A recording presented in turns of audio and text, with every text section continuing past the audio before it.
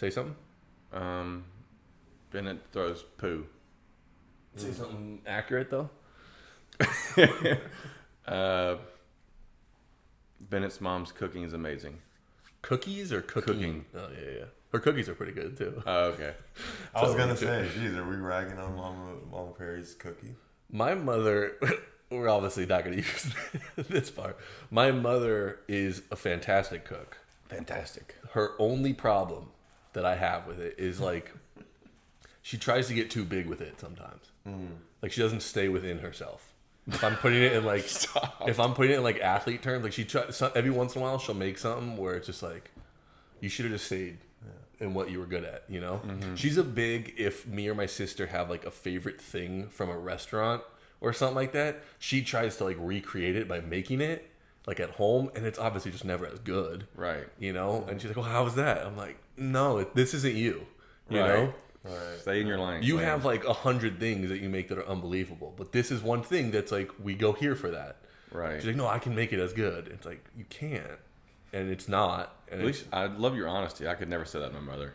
I'm a big. So my problem is I used to be that way when I was little. Yeah. You know, obviously, like, oh, thanks, Mom. You know, but her thing is if she thinks you like something, she's just going to continue to make it over and over again. So I was like, unless I'm honest with her, I'm going to have to keep eating this shit, and I don't want to. Okay. You know. I think you should have put that in there. That's 100%. We already made a rule that if we say no, I'm not going to rag on my mom's cooking. I can't. Then you're sticking to it. Then it's 100% going in the. But we haven't like actually started yet, so that's why I can say we're not okay. using that. Oh man, tough one. Are the cameras going? Everything's going. Everything's recording. I just started it, and we can talk about whatever the fuck we want to talk about, and whatever we want to start, we can start. But I'd rather record too much than too little, I guess. So basically once I sit down, I just start recording. We're like 5 minutes into recording. Love it. And then it's just like let's have a conversation. Let me make sure I look good before we get going. Yeah, do that.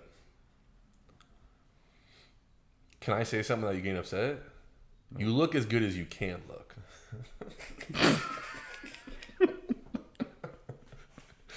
Could I?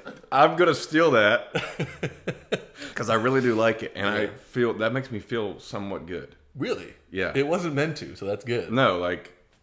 Yeah. Just, if you're doing all that you can do, I feel like you can live with that's that. What I'm right? saying. If you're maxing out your potential, then what do you got to If you're being honest with me, which I feel like you are. Yeah. No. Am I ever anything else? No. Right. Then I feel pretty confident in myself right now. Like you're not a home run hitter. No. You know? Mm-mm.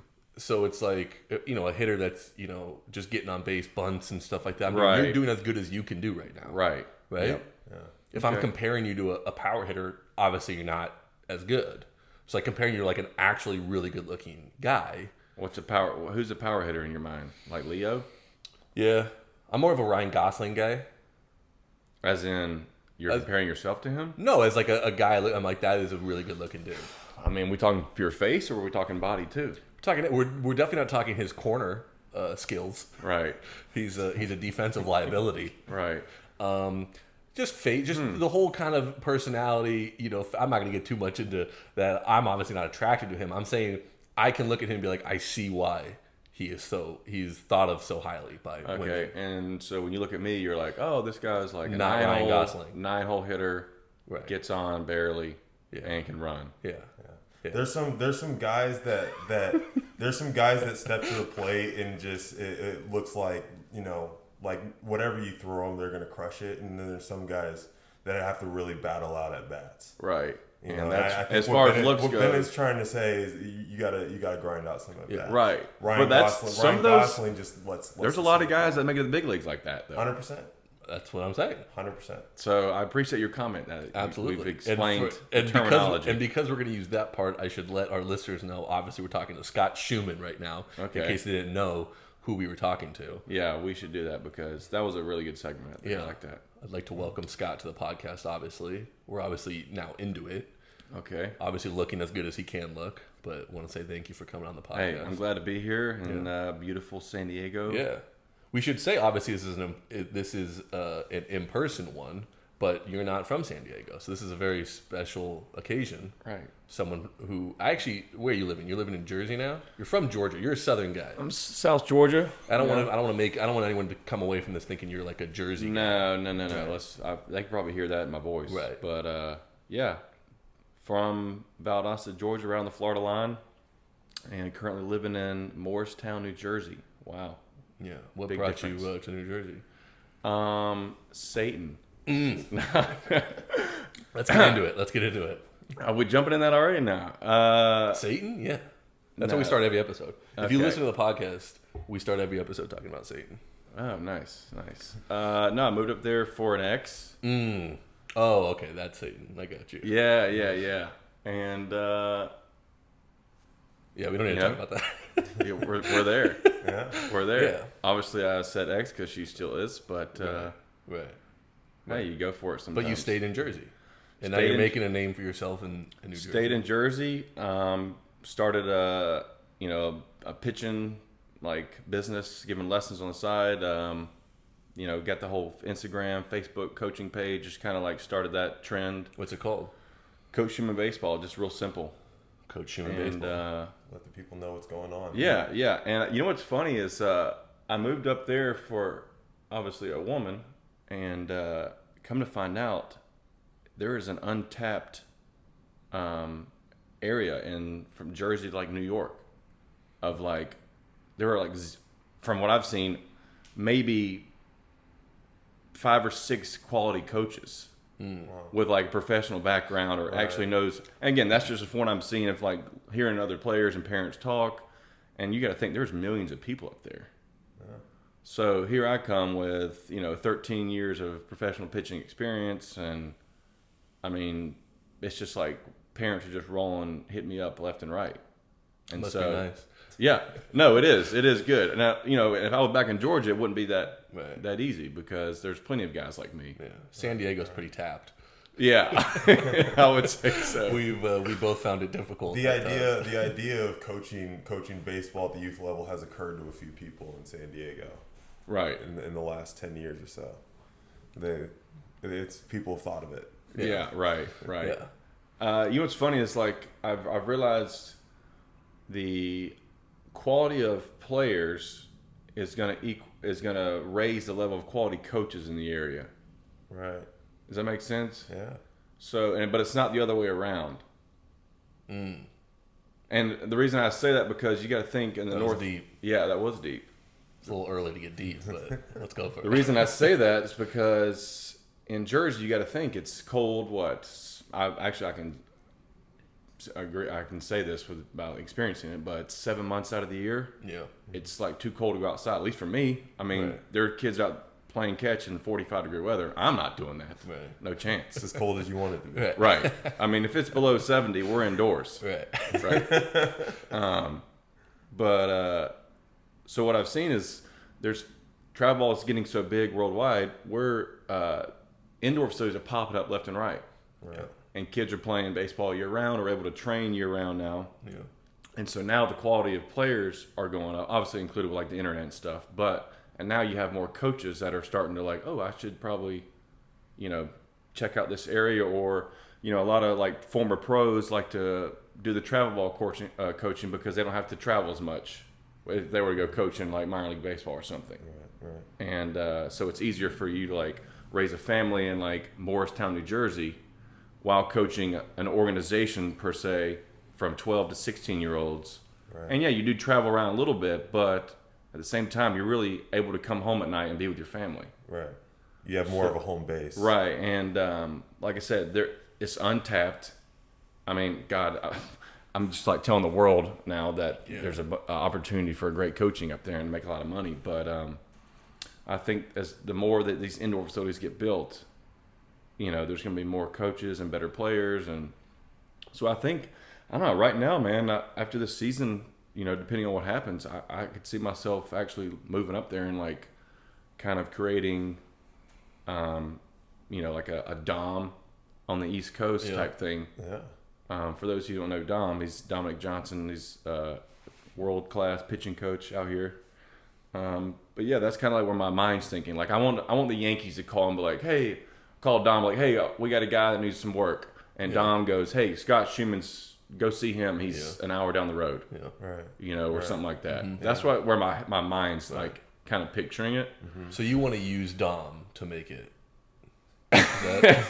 No, I mean I want Dom to be like, because you know everybody knows him, Right. but like I'm here right now seeing him and trying to get better, obviously, and expose my little brother to him. But I'm also like, bro, I'm taking down notes for every lesson. Yeah.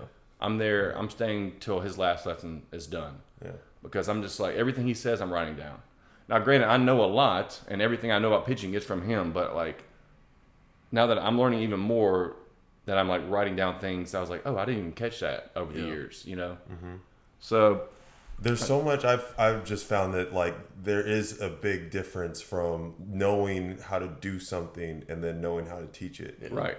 Whereas like we all have a ton of baseball knowledge just from doing it for so long, but there's a few steps in between that and then like telling a kid and teaching a kid the same thing. Right. I mean, you see it all the time. There's like, you know, I hear about, you know, for instance, the organization I work for, they've had in Pennsylvania that I kind of coach on the side.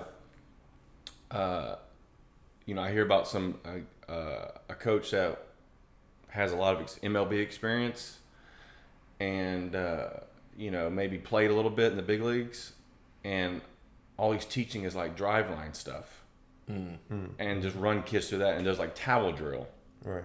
I'm like, that may be your thing. That's cool. If that's what you know, do it. But for me, and what I've learned from Dom is a more kinesiology, biomechanics thing, as well as the mindset and what to focus on and certain keys. And I think that's coaching, because you see, like, just because I played 15 years in big league doesn't mean I'm going to be a great coach. Yeah. I mean, you guys have seen that. You've probably talked to players too. That's like, oh, this guy's a hitting coach in the big leagues because he played in the big leagues for a long time. But honestly, I don't even like going to see him. Right. Heard that plenty of times from other positions too. Yeah. So I think, you know, moving forward, there's going to be, it's exciting. Like, I actually have some direction. Yeah. You know? Yeah. Because, you know, we played for so long, and You don't get that a lot in this game. no, you don't. You don't. And, you know, what's funny is you get to a certain point, you're like, oh, crap, I think I might be at the end here, or at least getting close. Right. And then you start to think about, well, what am I going to do? Yeah. Right. Oh, crap, I'm 30 years old. Yeah. Like, whether it's to go coach minor league baseball or, you know, another college, or go into business world or corporate America, you're going to have to start at the bottom. Yeah. So it's like, I just went from playing baseball and like people cheering me on and all this stuff, and or like you playing the big leagues, and all of a sudden you get done, you're like, now I'm back to square one in life. Yeah. Yeah. People are like, oh, but you got to play baseball for so long. Yeah. Yeah, well, I'm also kind of broke Right. too. Well, it's kind of like you got to go back to like the GCL phase, essentially, Right. in the thing you don't even really want to be doing. Right. Exactly. You know, it's like, Exactly. I don't even want to do that in baseball when that's the thing I want to be doing. Right. Now I've got to do it in the thing that is like my fallback option. Right. You know, it's like that is kind of I've noticed though, when you talk about coaching and you talk about like Dom and like being able to teach it, I've noticed in the limited time I've been coaching that I end up really just doing an impression of like all the coaches that I've liked, you know? And like, I've had many times where in my head, it's like, I know what you need to do and I know how I would do it, but I don't necessarily know how to tell you how to do it or teach you how to do it. Right. And that I think is right now been like my biggest struggle in like the limited time I've been coaching. I know what it looks like. Right. I know what it looks like when it's done correctly. And I know you're not doing it. But I don't know necessarily. How to get you to do it. I know right. that's wrong, Right. but I know it's wrong, and I know you need to do this. I don't know how to build that bridge for you of how to get there. I think, and this is why I what you've been seeing, or you saw Dom for what? I met him when I was 10 years old. Wow. And I'm now 29. So Yeah, a long time. yeah, And I've been seeing him since 2012. yeah, So what I do is when I see a player, again, I'm sure I'm not the first person. You said the same thing. I'll see that they're doing it wrong, right, and I'll say the first key that I remember Dom telling me or what I know works, Right. and they're still doing it wrong. Right. So what I've learned is I'll just start saying out different keywords and see what clicks, because everything clicks. Yeah. Everybody has a word that clicks different. Right. And so like once it clicks, I'm like, oh, and I'll say it like, hey, did that something change your mindset? Yeah. And they're like, oh yeah, that worked for me. I like when you said that. Yeah. Okay, good. So we'll think about that every time. Right. And then I go back to like, wow, that's exactly what Dom does. Right. Yeah. Right. Well, because I remember Dom telling me, and it meant a lot to me. It's like, yeah, every pitcher has a different key. Like everyone wants to stay back. You know, everyone wants to be loose with their arm. Like you have a couple basic things that everyone wants to be, but that doesn't mean everyone is focusing on that exact thing to get there. So some person, a different pitcher might have a different thing of that they need to focus on to make that happen. But it's not just like if he be like, hey man, stay on your back leg. That wasn't helping. But if he was like, hey, make sure when you land, you're firm with your front leg, he would just naturally be on his back leg to get there. And it's like, oh yeah, he's got a different key of how he gets there. Right. And understanding that. And so what I've noticed, what I do a lot is, I just start kind of regurgitating the things that I remember Dom telling me and hoping that one of them This works. is so funny, but you know, Dom says you follow a lot. Yeah. And I say that so much.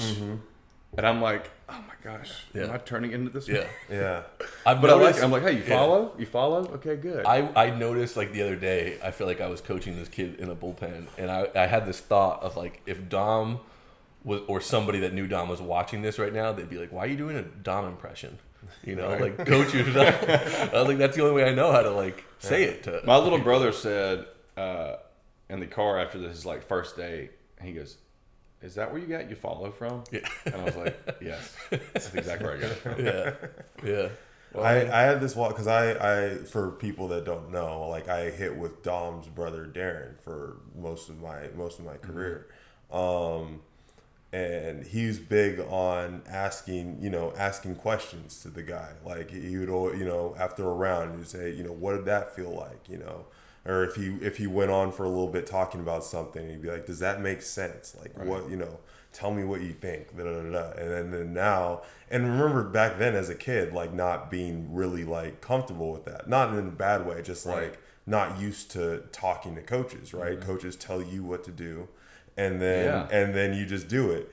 And then now I've had this full circle thing where it's like now I'm working with kids, and I'll tell them what I think about a swing or something. And then I'll be like, no, but I need to know that they understand me or like what they think about so that I can actually coach them. And so now I'm asking them the same way Darren is like, does that make sense? Do you understand that? And I get the same response, or they're just kind of like, yeah.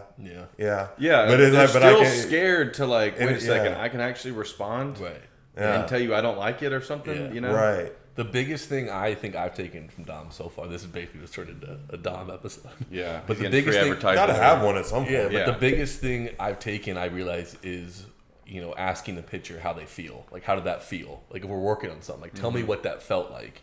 And what I've noticed is most of the responses are very like robotic in a sense. Where I'm like, no, I genuinely want to know what that felt like. Mm-hmm. You can say I didn't like that.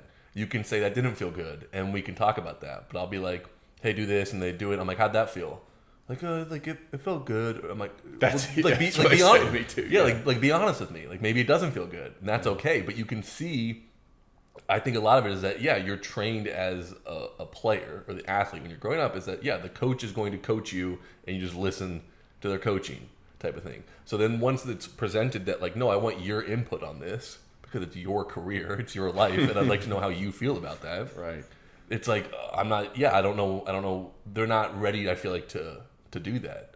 No. And that's been difficult. I've been like, no, like how did that make you feel? Like what did that feel like? Did that feel good? Did that feel bad?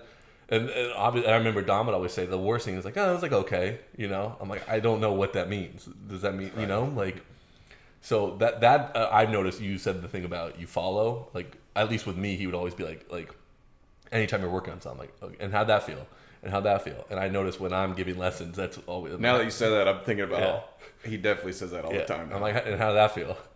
And then most of them are just like, it's good. Like, that's not what I'm looking for. Right. I'm looking for some dialogue so we can kind of piece this together.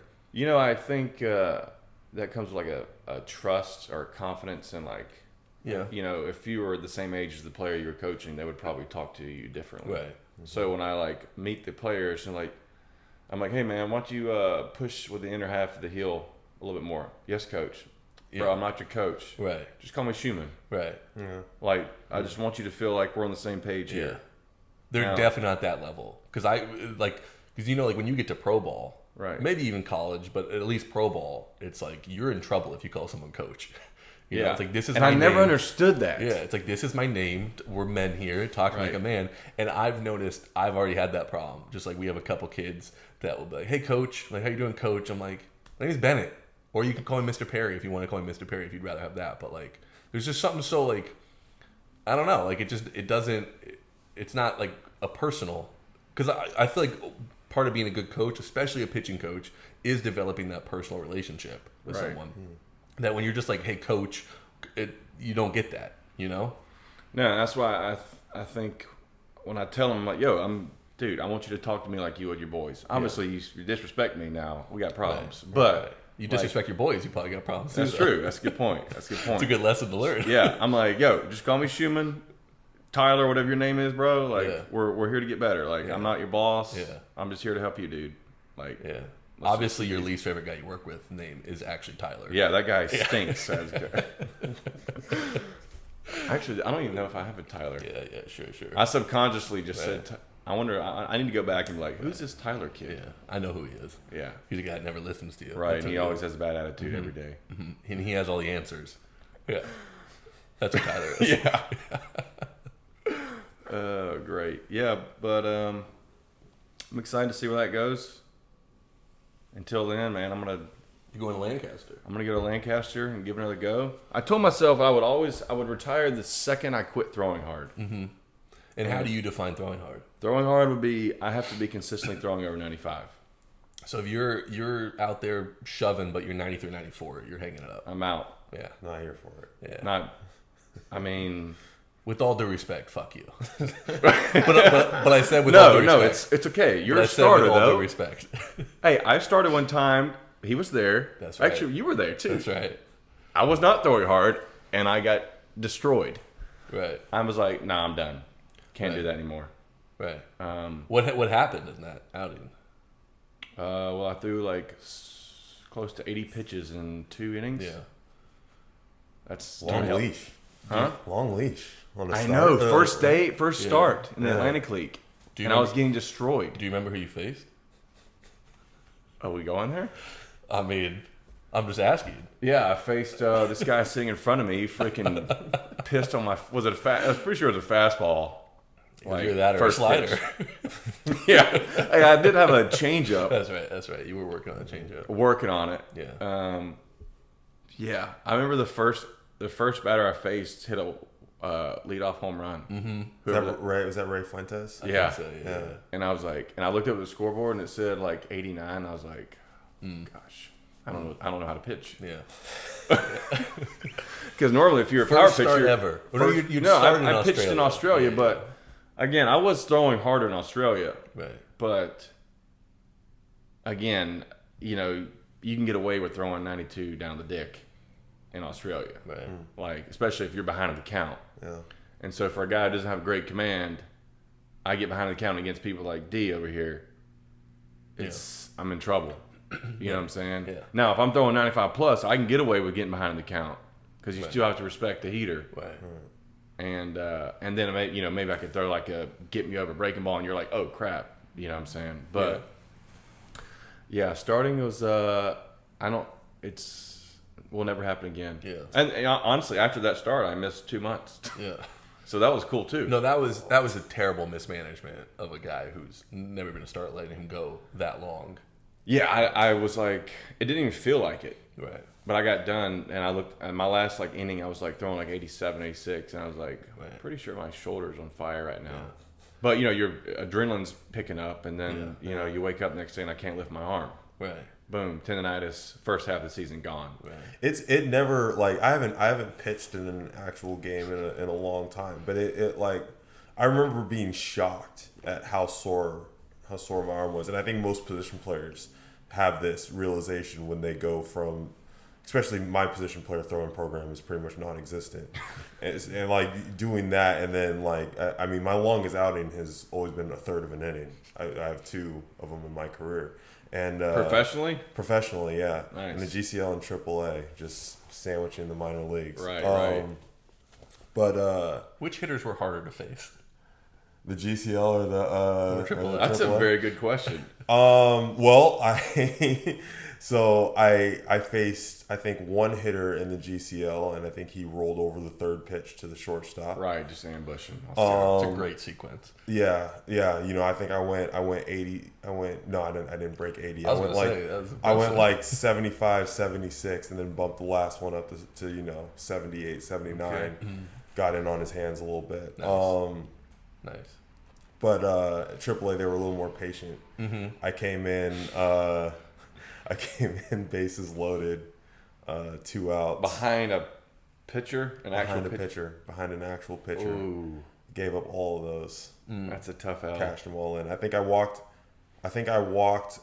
in 1, gave up a single for 2, got the next guy to pop up. That's still... Can I tell you something I hate in baseball? Is when a pitcher, when a reliever in a situation comes into an inning where there's guys on base and like gives up those runs, and like the pitcher before him like is upset with that guy. Like you obviously weren't pitching very well up until that point. There's nothing to guarantee you wouldn't have given up those runs. It's basically like you caused a mess and then are upset with the way it was cleaned up. That's essentially like how I look at it. I've always been, if I get taken out, I'm just like, these runs are getting cashed. Yeah. That's my fault. And I'm like, the way I was pitching, I probably would have given them up. Right, like you're operating under the assumption that they're all going to score, and if any of them don't, then it that's was a miracle. The starters that get mad at the reliever that come in, and even the term "give up my runs" I don't like, because it's like, I gotta be honest with you, most of the time, like, you were gonna give them up. Yeah. I will say I like cashed in, because I will say I like a couple times. I remember once in particular, and obviously I'm not going to name the guy. Honestly, I don't remember his name, but he was doing really well as a reliever, numbers wise, right? And I remember being like, man, this guy's, I don't think he's giving up a run. And he's like, well, and the guy I was talking to was like, well, he's giving up everybody else's. And then he came, and sure enough, he came in with like runners in scoring position, and guy hits a single or something, runner score, and he's cool, calm, and collected. And then like that guy who got the hit off him gets into scoring position, and then that guy scores, and it was a demonstrative, oh, I don't like it now, right? Yeah. And then that's where it's like, yeah, like the guy who leaves the runners out there, like, those are your runs, but when you notice that somebody cares more, that's fair. When it's their runs, that can be, I can understand that frustration. That's fair. I have seen that. That is frustrating. The guy, like, bases loaded, nobody out, and he comes out of the game, and the guy gives up his run. He's like, oh, I can't. I'm like, yeah, bases loaded, nobody out, and the way you were pitching, that's what was going to happen. The manager was trying to do something to prevent that from happening, but yeah, it's a really shitty situation to be in. At least fake it. Right. At least fake it like you're pissed. Yeah. Or something, or like apologize, like, dude, I'm sorry. Yeah. Like, yeah. See, I never like when the reliever came in and apologized. I'm not. Don't do it. No. Okay. I should say that. Maybe later. Because then my question is like, were you trying to give up the runs? Here's my take on apologies. I'd love to hear your insight on this. Okay. I don't think there really should be a time where one player feels the need to apologize to another player. To me, if you are when it comes to like performance stuff, like if I'm playing defense behind you, right, and I make an error, and that error makes your, like, obviously those runs might not be earned, but maybe it caused you to throw a few extra pitches. You don't go as far as you go. Your outing gets worse because of the error, right? Like, I don't like, I believe in like acknowledging that, like, that my performance has affected you or whatever. But I feel like, one, it's a soft move to go and apologize for it. And two, it gives like the guy you're apologizing to the wrong idea. Like, it gives them a reason to be a victim. True. And I feel like it ultimately doesn't help. I would never expect a position player to ever apologize for making an error. Right. I don't want you to, because I know you tried. Right. I would say I go as far as say I hate if a defensive player comes up to me. Right. Like, hey man, I'm sorry. Now I just feel awkward. Yeah. Like, were you not trying to make the play? Right. Like, I was under the assumption we're all trying to do stuff here. Right. You know, like shit happens. Yeah. Like, I think just get the next one. Right. Like, the only time I would never. Maybe I would apologize but I think pitching is different because you're like a core. You know what I'm saying? Like, especially out of the bullpen. Mm-hmm. Yeah. You're with these guys. You gotta every have day. each other's back. Right. Yeah. And it's just like you spend every day 3 hours of one-on-one time with 5 or 6 other guys. Mm-hmm. So like it's hard not to like. If I came in and I gave up Bennett's runs, I wouldn't say anything to him in the dugout. But maybe the next day, or maybe like while we're eating dinner, especially if we won or something, I'd be like, dude, my bad, I fucked up. Like, and just like real quick, like in passing, maybe I would say that, maybe not. Maybe I wouldn't even bring it up. Yeah.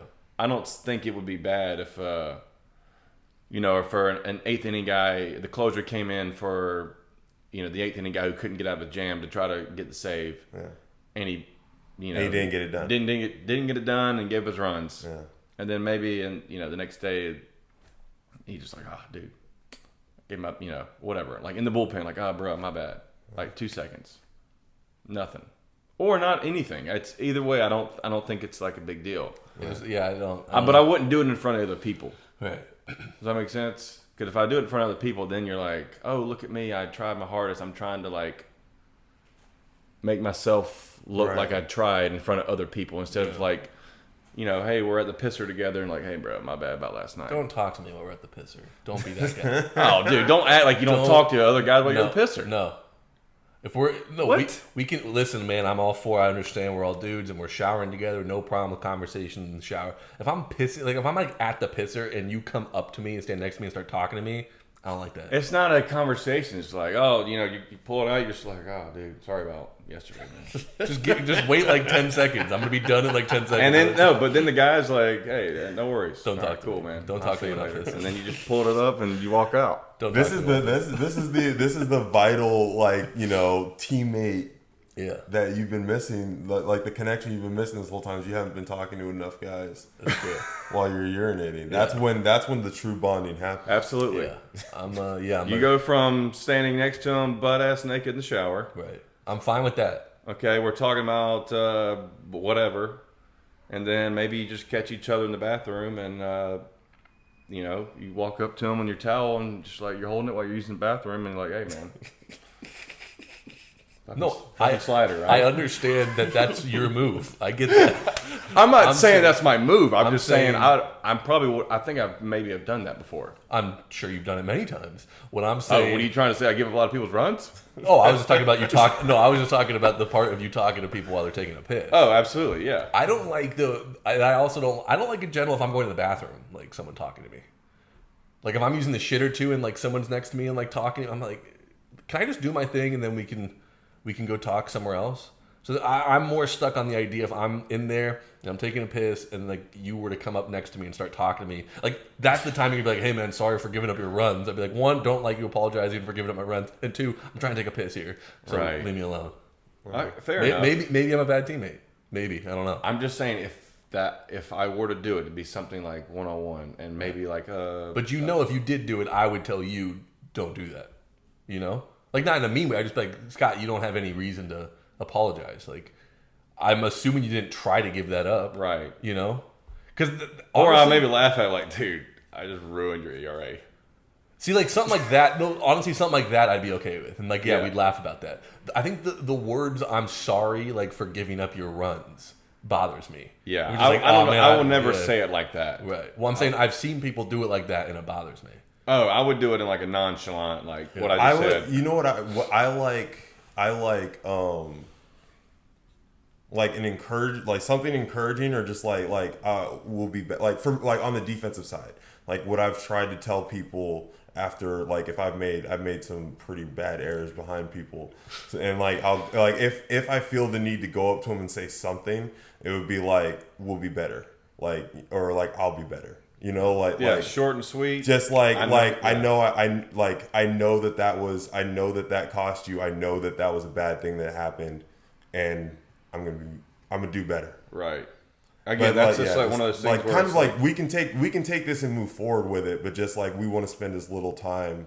Like that happened. I know, like it happens. Yeah. Yeah. Not even 30 seconds of you said it. Cool. Moving on. Yeah. I'm fine with like we got you. You know? Yeah. Like we're gonna be good. Type of thing. Yeah, like I'm at the pisser standing next to you, and I just go, do not talk to me. Slap you on the butt. Hey, I got you next time. Don't talk to me. Okay. I'm going to the bathroom. Okay. What is the acceptable amount of conversation? Like can someone say like, "What's up, Bennett?" Or is it just like, I probably won't answer. Like if it's like an in passing, like I'm like, "What's up, Bennett?" I'll just give you maybe a nod, like a head nod. You're just that locked in on urinating. It's not even I'm locked in. I'm just like, I'm gonna be done in like 10 seconds. Like, can you just wait 10 seconds? Like, fair enough. I mean, what are we gonna rush here for? We got plenty of time. Right. You know. Maybe I'm being too weird about that. I don't know. Can I ask you? Switching gears a little bit. I want to go back a little bit. Let's go back. I don't want to harp on this too much because everyone gives up home runs.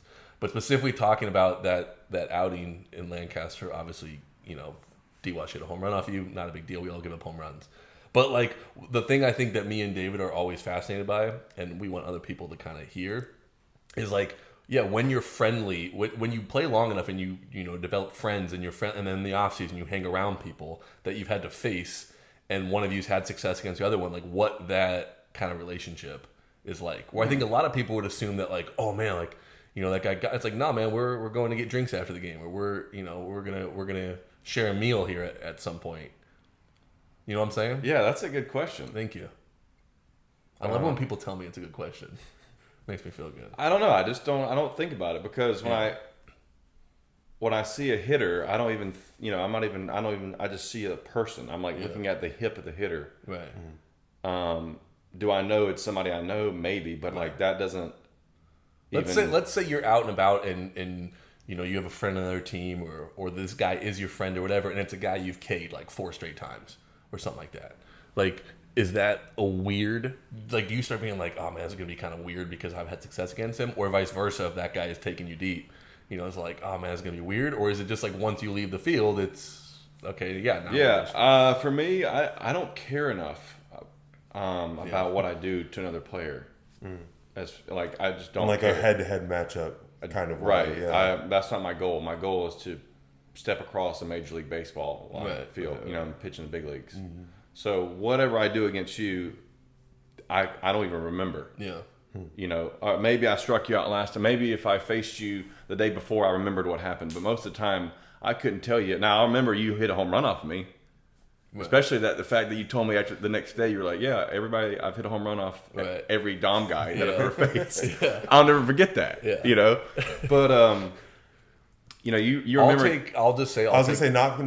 me cut in and say that's not accurate 100. I haven't hit a home run off of every Dom guy I faced. But it's a lot of them. Anyway, I just wanted to make that. That point. Still. And I wanted to say I'll take some of the responsibility for that because the way I remember it is you guys hadn't met yet. Right, we met in the All-Star game. Remember that one night you came out in the Atlantic League. The year before. Yeah, and was it Somerset or Long Island? In Long Island, yeah. Long Island, okay. Yeah, man. Yeah. I thought that was the same year. You're right though. But anyway, I will say he didn't know you were a Dom guy, and then I told him you were a Dom guy, and then his eyes were like, "Oh, it's like that." So I'll take some of the responsibility. Was that before or after? It was before. Before. Yeah. Oh, dude. It was like he was like I think either he knew. You definitely got locked in. There's something. There's something to. I've been thinking about it. Like there's something to just that. Like we talk about like superstition, right? Right. Like and neither of us are huge superstitious guys, but like I do believe in like the power of suggestion, and yeah, like I think at that point it had kind of become a thing, to the point where, whether or not it had any bearing on the outcome, I did believe a little bit more that I could hit a home run if the guy was a Dom guy. So let me explain. So I think it was the way I remember it is D came to me. I think he knew we were buddies. It was like, what do you got on this guy type of thing. I was like, I'm not going to give you like a scouting report, but I will let you know he's a Dom guy. So it was like I'm not going to tell you how to beat this guy or like what he's going to try to attack you with type of thing. Right. But I'm just letting you know he's a Dom guy. And like I feel like his eyes lit up of like, oh, okay. Hey, you know what? If you don't hit that home run, who knows? Maybe I'd continue to start. That's the takeaway. That's 100% the takeaway. Yeah. That's the takeaway. Also, it was a solo, right? Like I said, I don't remember. I just know I know he hit it out of the weird. stadium. Maybe I'm weird, but I feel like I remember like every at bat of everyone I face. I do remember most of them, but like I don't. It's those thoughts don't pop in my head until they're in the batter's box or they're walking up to the plate. I'm saying like if I meet a guy outside of the field, like at the All-Star banquet, I don't even that doesn't even cross my mind. I know, I'm like, I played exactly against him, or I know exactly what I've done against every one of those people. I've actually found I enjoy hanging out with the people that have more success against me than the people I have more success against them. Like I feel uncomfortable when it's like a guy that I've just dominated with. See, I used to think that way, and I don't know if Telvin Nash listens to this podcast. He better. But I got a funny story. He probably doesn't remember this. Let's hear it.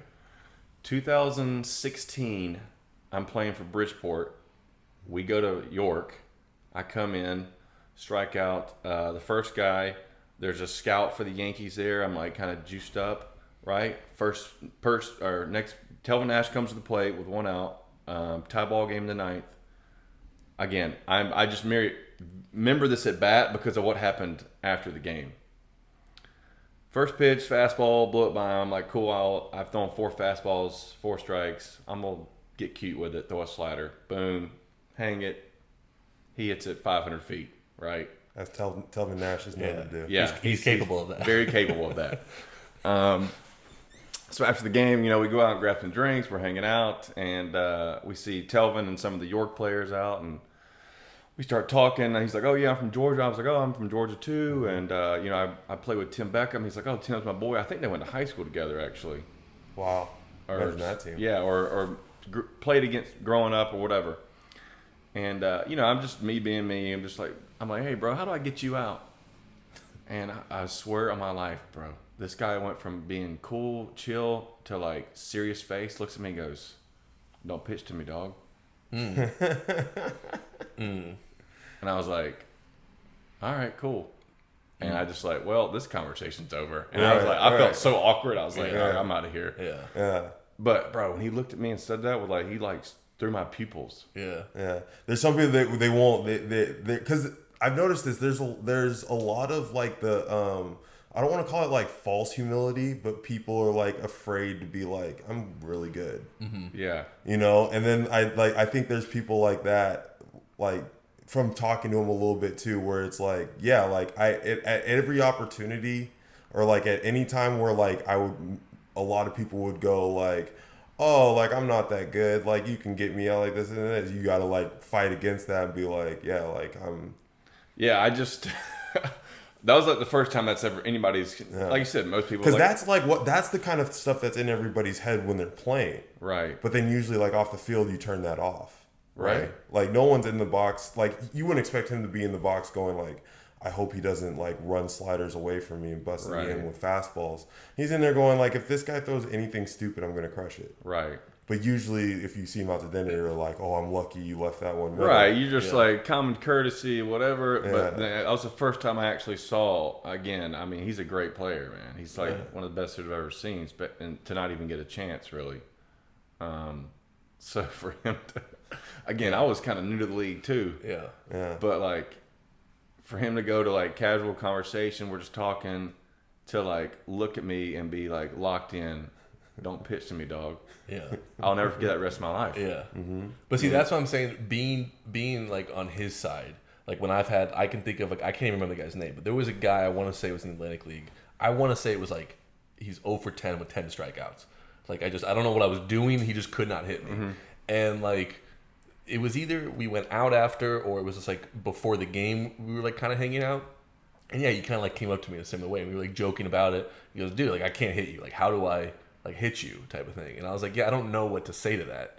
Like, how do I respond to that? Like, I hope you don't figure it out. I'm not going to help you. Right. I didn't get like serious on him, but then I've been in situations where that same situation, and it's a guy that's had success against me, and that's easier to just kind of like joke about it.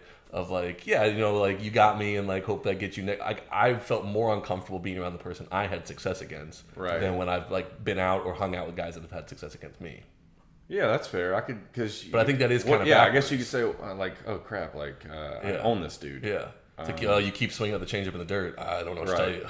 I would stop swinging at that if you could. But I don't want to tell you to stop swinging at that. See, that would be funny if you said it like that. Just don't swing at the changeup in the dirt, bro. You should have gone dead face on and told him, look, man, I'm tough at bat. Yeah, see, that's not me. I'm not Telvin Nash. Right. Yeah, it was more just like, I didn't know what to say, so I didn't. You have to tag him. There's also, can we talk about there's that thing that people do, and I've been guilty of it. I think I won't speak for you guys. I'll just say I've been guilty of it. Where like when someone does well or is doing well or like gets the better of us or whatever, is like there is kind of that like, oh dude, you're so good. Mm-hmm. And it's like and it's whether subconsciously or consciously, it's like seems designed to kind of like make them not do good. You know what I mean? Like you're kind of like, you know, like if I'm struggling against a pitcher and I'm like, dude, you're so good, I'm never gonna get a hit off you. It's like I'm saying that because I hope at some point I like lull him to sleep, and it's like no, dude, like you know. That's fair. I think that was that was a big Kobe thing he would talk about. Is sometimes he would just go like super positive with it and be like, that would get in their head of like, oh yeah, I am the man or whatnot, and then Kobe would be like, oh, now I got you. Like, once I get you. I've had that hitting where I like kind of shy away from like compliments if I'm doing really well, because like you'll get like some other guy like on your team, guys who just like aren't like are having a rough time, or like, you know, you just hit your fourth extra base hit in 2 games, and they're like, dude, you are amazing. You're like, you know, like, I don't want to hear that, dude. You know, like, like I'm just doing what I can. Like, you're gonna be there at some point too. Like, you know, it's not. Can I tell you the biggest mindfuck for me? Do you remember the name of the first baseman from Southern Maryland? Yeah. What was that guy? Devin Rodriguez. Devin Rodriguez. So this guy, Devin Rodriguez. Love that guy. Okay. Great so, dude. He's from California too. Yeah, actually. went to Cal. Well, I hope he hears this. So he was like one of the nicest guys you'll meet, and he would go out of his way every time I saw him to just gas me up, basically tell me how great of a pitcher I was. I don't think I've ever gotten him out. Like he like owned me, and like every at bat was a tough at bat, and like from not only just he would get hits off me, but like I would think I had him psychologically. Like guy just owned me, and he would just go out of his way to be like, dude, you're the best pitcher. I think he's just a nice guy. No, I know but it was such a weird thing of like, thank you for saying that. That's nice of you, but like also I can't get you out. Right. So why are you saying that? Yeah. I've had multiple people tell me like, oh, you know, when we're bullpen talk, like, oh man, or you know, this guy just hit a home run against us, and we're in the bullpen talking, and somebody like, man, this guy's nasty. And you know, it's funny when you talk about somebody how they play, the next conversation goes to what he is, like, what do people think of it? Mm-hmm. Mm-hmm. Yeah, you know, like, oh, Bennett's changeup is nasty. I'm like, yeah, dude, the guy's a huge douche. Yeah, like,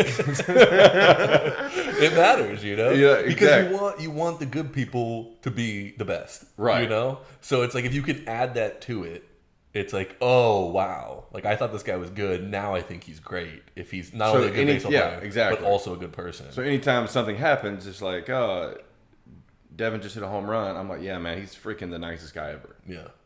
And the reason I say that because I remember I struck him out like back-to-back days. Good for you, man. Yeah. But, I mean, he was just, he takes a huge swing. Right. And really good hitter. He is. Yeah. He really is a good hitter. And the next day, he was like just super nice to me. He's like, man, you're incredible. Yeah. So I think he's just like that all the time. You struck him out. Yeah. I'm saying I know, but never got him out. I think he's just nice all the time. Because I've heard it was other just people weird say to me that he would go out of his way. It wasn't like in passing. Oh, okay. It was like he would go out of his way to be like, dude, you are the toughest guy to face. And the weird part was like I would do well against Southern Maryland. I just wouldn't do well against him. Right. So it would be like, yeah, man, like we as a team can't hit you. But I was like, but I can't get you out. So like the way you're talking about me, while it's flattering and I appreciate it, and like thanks for giving me some feedback. But it was just like it was this weird kind of mind fuck of like, yeah, but why are you saying that? Like I'm losing sleep at night because I'm like I can't get this guy out. Like he found you outside while you were talking on the phone. Yeah, he like ran up and was like, hey man, I just want to talk to you. I just wanted to let you know, like. I think I'm just like, and in my head, I'm like probably talking to Dom, like, dude, this 3-hole hitter for Southern Maryland, dude, I can't fucking get this guy out. Right. And then he's like running up, being. And like, now he just told me how awesome I am. Yeah. I don't know what to think. Yeah. And then like, face him again, still couldn't get him out. And then like next day, I'd be like, dude, you were the toughest guy to face. I'm like, you know what? You're the nicest guy, but fuck you. Right. If you're always building the opponent up. Right. And you do well, then that means you're really good too. Right. So I'm a big believer in that. Like I don't like when I don't like that's why I don't like so much when people, especially we talk about this and we joke about that, but like when a hitter, is striking out against a guy, like this guy sucks. I'm like, well, if he sucks, then that means you suck because he's getting you. Fair.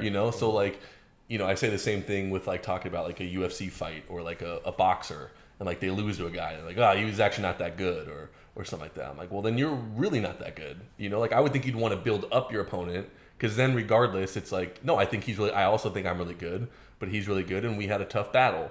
But as soon as you go, my opponent sucks, it's like, well, then if you lose that battle, then now I think you really suck. Before every game, I go check the roster in the Atlantic League and they always say your experience of who's been in the big leagues. Yeah. And so I remember that before the game because I kind of like, hey, this is like a challenge. Like this guy's a big leaguer.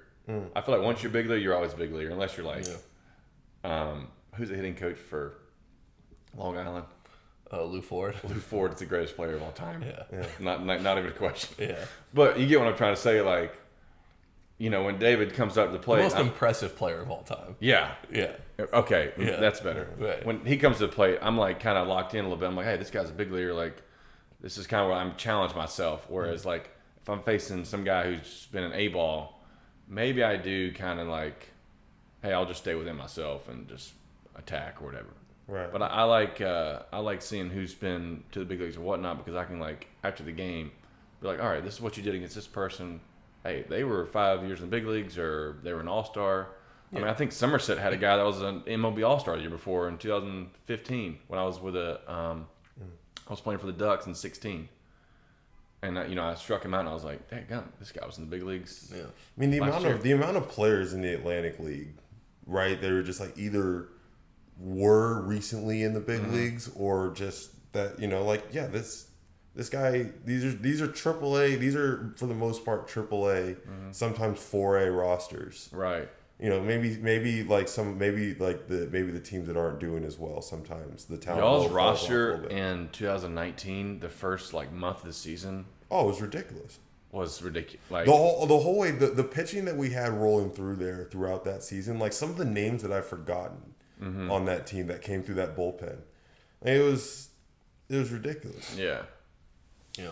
That just came in and then left to go get another affiliate job to be AAA big league guys. There is something about being a pitcher, and that if you get a big league hitter out, like especially if you different sequences or strategies or whatnot, and you get a big league hitter out, it's like it does kind of mean a little bit more. Absolutely. It's like this guy who obviously has a plan, who's seen some of the greatest ever. He if you can get him out like that, that is a little bit better of a feeling. Not looking down on a guy who hasn't made it as far, because those guys are probably just equally talented.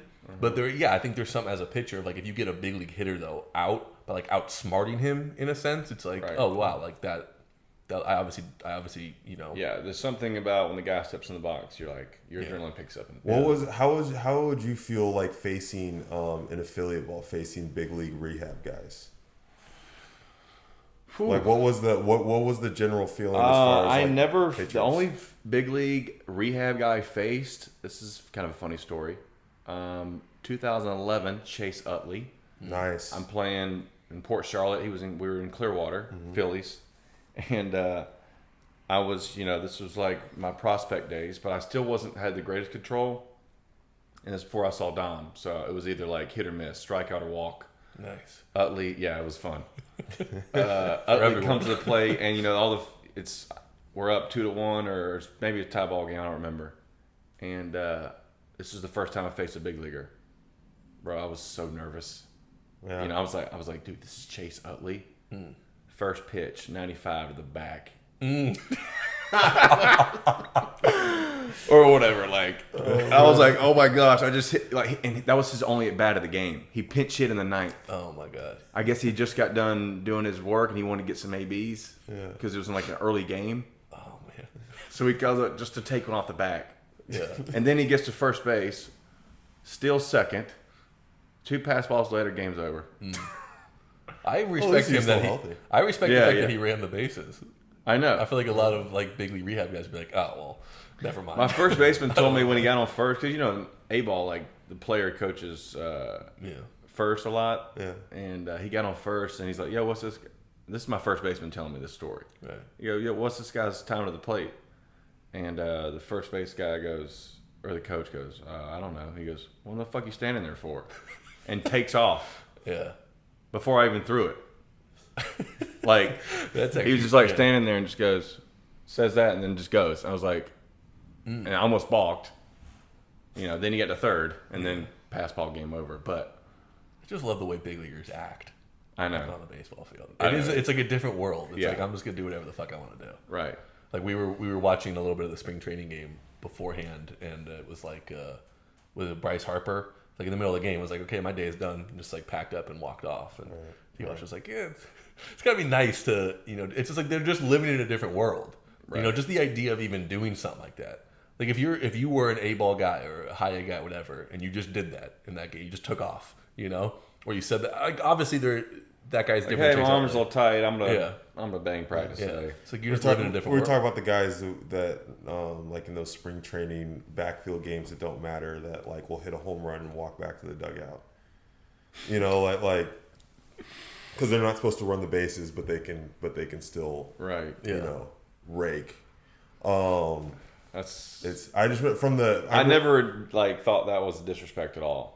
I was like, I thought that was just a boss move. No, I don't think it's disrespect, but it's like, wow, you really got it. It was one of the you made it. Right? There's like the whole aspiration thing is just to get to the big leagues, right? But like I'd say my next aspiration after that was to have a big league rehab assignment where I could just pull off some of these moves, right? Or I shouldn't say rehab because that means you want to get hurt, but maybe like a spring training thing where you just go down and you're just getting a few at bats just for feel. You know, one of those. I wanted to do that. I wanted to tell somebody, "Hey, you go ahead and hit first. I'm going to hit second this inning." Right. You know, and they're going to listen. Let the players know how the lineup works instead, as opposed to the manager. You know, like stuff like that. I always wanted to do. That's funny you say that. First goal, pitch in the big leagues. Second goal, rehab. I want to be the guy who buys spread for the team. Yeah. For the minor league guys. That'd be a good I thought that was cool. Like, because, you know, I remember BJ Upton came down one time when I was with Rays and bought, like, Outback. Yeah. And, like... That's a popular one. Yeah. But, like, 2 steaks for everybody. And I was like, this guy is awesome. Yeah. It's funny. We actually, on our last episode, we had Tim Dillard on. I don't know if you know who Tim Dillard is. Yeah. Who doesn't know Tim Dillard? I know some people might not. I don't know. But he was telling a story about, like... I don't know him. I know... I, like, follow his... stuff. I'm just making a connection because he had talked a little bit about a big leaguer coming down and buying spread for the team. Okay. And we didn't really get into it, but I was going to say, like, yeah, that is, like, a thing that not a lot of people know. But also, I don't know if you guys feel the same way, but I've played with a decent number of, like, big leaguer rehab guys, but are all different stages of their career and what that means for the spread. And how the spread varies based on who that big leaguer is. Or whatnot. Okay, so like I'll give you an example. So we had at one point with the Orioles, we had Ubaldo Jimenez come down, right, and he had just signed his big contract with the Orioles. That was a good dinner. That was steak and lobster. It was actually very similar to the Tim Dillard was talking about. It was Mike Cameron, right? Yeah. It was, and he was saying the same. It was like steak and lobster. It was like a 5-star dinner. It was like we were all just in love with Ubaldo Jimenez. Like couldn't have been a nicer guy. And then like a week later, I honestly, it's not that I don't want to say the person. I honestly can't remember who it was. But it was like kind of a fringe big league guy, a guy who's had some time, but is constantly fighting for like place up there. And yeah, it was like Little Caesars, You know, something like that.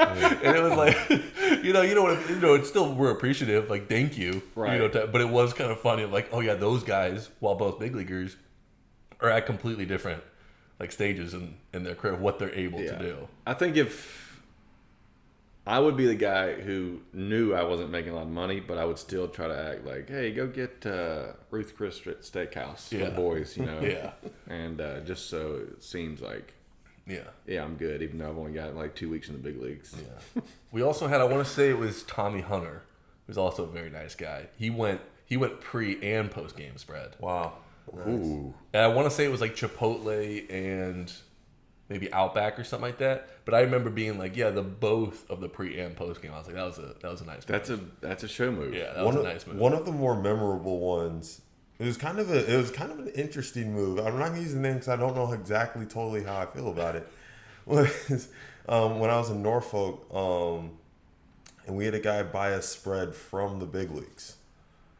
Like, not like he wasn't rehabbing, or like he was a guy that was on our team. This is an amazing move. Got called up, was in the big leagues, reached out somehow back to Norfolk, and purchased spread for the Norfolk team while he was in the big leagues, which is, just the thoughtfulness of that's incredible. Is incredible. I gotta be honest, I don't like it. But yeah, I don't like I'll it. let you talk about why you don't like it, Bennett. Yeah. It would help if I knew who this person was. Yeah. Was this their first time being called up to the big leagues? No. They've been in it for a long time. This team was full of guys with a lot of big league time. Okay. Maybe I feel a little different. This guy in particular probably had, I want to say, 5 to 8 years. Okay. Parts of 5 I feel a little differently. If it was a guy that was like just called up, it comes off to me as a little like, okay, yeah, I agree. I'm here, you guys are there, let me take care of you. It's like, no, we're all pretty close to each other right now. Right. In a week, we could be swapped. Like they could send you down, they could call. So like, that's kind of how I thought you meant the move was. I feel a little bit differently about that. It was a big time move, but I just never, and also it was a different thing when you're on that team where it's like nobody would ever ask anybody to, but there's some guys that you could kind of assume could just pick up the spread. Right. But Could you see like one of those guys being upset by it? Like if you were a guy where it's like this guy, you've like also if had you had big league more time. like if you had more time than the guy doing it. Not even if you had more time, just like you had some big league, like you had a very good chance of at some point being called to the big leagues, and this guy was just called up ahead of you, and then you came to the field the next day and it was like, oh, and he bought you dinner. You'd be like, I can buy my own dinner, thank you very much, and I'm coming for you. I don't know. I think I would. I don't want to ever complain about spreads. I was about to say, I think if I got a free meal and a good meal, I wouldn't say anything. I'd be like, yeah, sure, dude. That's fair. It's hard to complain about someone buying you dinner. Right. That's fair. Right. It's probably going to be. Now, if he bought Little Caesars and he just got called up, I feel bad. But I feel like that'd be a slap in the face. Honestly, the other part of that, though, that was kind of funny is that this was in Aberdeen. I don't know if you ever played in Aberdeen. But Aberdeen is one of the nicest places. It's owned. Cal Ripken owns he bought this team for the Orioles. And our post game spreads were pretty nice every day. And it was kind of like Little Caesars is worse than our post game spread. So sounds right. Thank you for the gesture, but actually this is kind of a downgrade. Right. That was the other part of the thing in Norfolk was the spread. For whatever reason, was generally not up to par for like the level. Like our road spreads were often way better. Mm-hmm. Yeah, so I guess that would be an issue. What situation has been like your least favorite spread situation? I mean, that's not even a question, bro. I played in Bridgeport, Connecticut. I mean, are you kidding me? Well, you've played all over the place. You've played. I was looking at you played what? Venezuela, Mexico, Australia. You played in Mexico? Yeah, summer in 2018 for like 2 months. Who'd you play with? Oaxaca, the Guerreros, but yeah, man, I've been around. I've played every winter ball league there is except for Puerto Rico and Dominican, and then basically every American baseball except for the big leagues. Yeah, so I should say we played in Venezuela together. That's right, we did. Yeah, that was fun. Yeah. It was fun. How's the spread in Venezuela? What's the situation like for that? Are you on hotel, right? Venezuela is very you can't really branch off in Venezuela, at least where it was at when we were there. I think it's still kind of the same place, but I want to say they would give us some food post game, but the truth is most of at least the imports would just either buy different food. Like the food they would give you was just kind of now I remember they had the boxes of what rice. we would do, and I'm not trying to, but like it was just a thing that we did because we were going to eat elsewhere. Is that we would take, at least I know Scott did this a lot, I did this a couple times, but we would take it and we would like give it to like a kid. That the unfortunate part is in Venezuela is there are a lot of families and kids that don't have food, so that's what I think a lot of people would do with that meal. So I think a lot of people didn't eat that. So I would say most people would consider we didn't even get a post game, and that they would have like food vendors around where we would just kind of pay for that food. Right. And it was pretty cheap for the most part. Yeah. The way the money worked down there in general was no one really knew how much everything cost or what the value of everything was. If you would have told me my meal was $30, right? I'd be like, yeah, sure, take it. They give you a card and they put money on it, and then what you would do is you would go to like one of the clubbies and give them the card to tell them to go get food for you.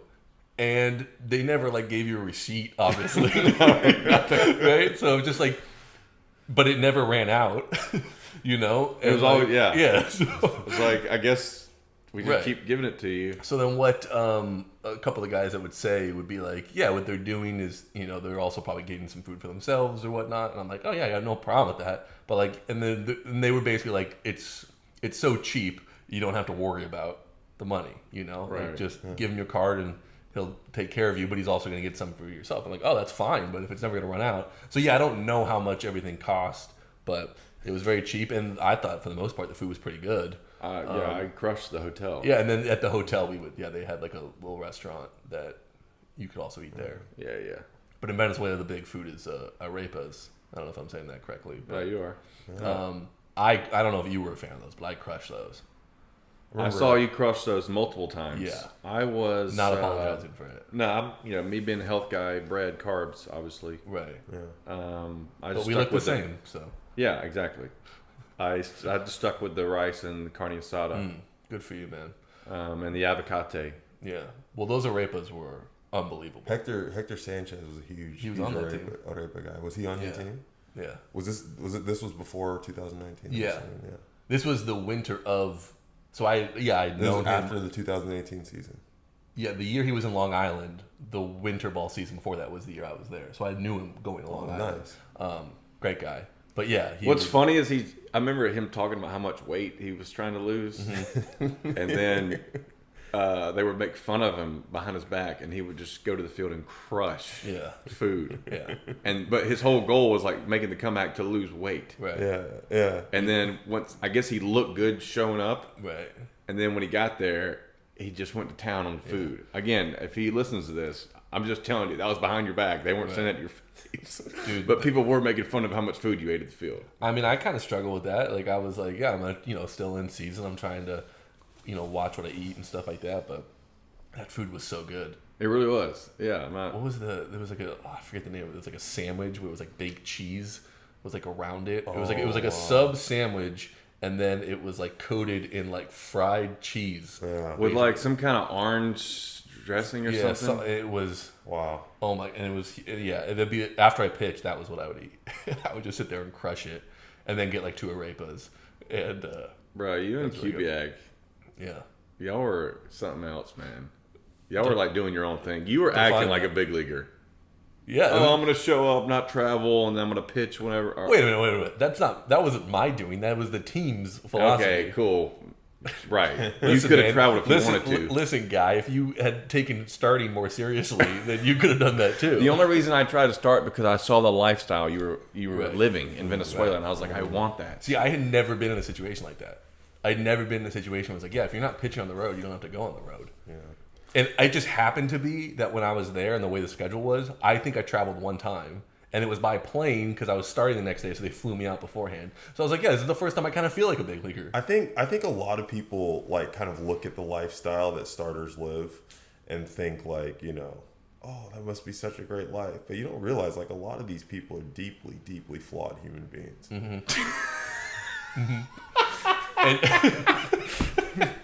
Right? No, because we look at it, we threw me off. That was great. We look at them, right? Like we're like, oh look, they just chill in the dugout. They wear hoodies all the time. They always seem like they're having fun, but it's like, man, it's a tough life. Something's going on there. I will just say for my fellow starters, if you're a good one or you take it seriously, there is a lot more that goes in between the days you're not pitching to get ready to pitch. Correct. So I can remember being on Instagram in the middle of Venezuela, dude, at like 2 a.m, and I'm looking at Kubiak's.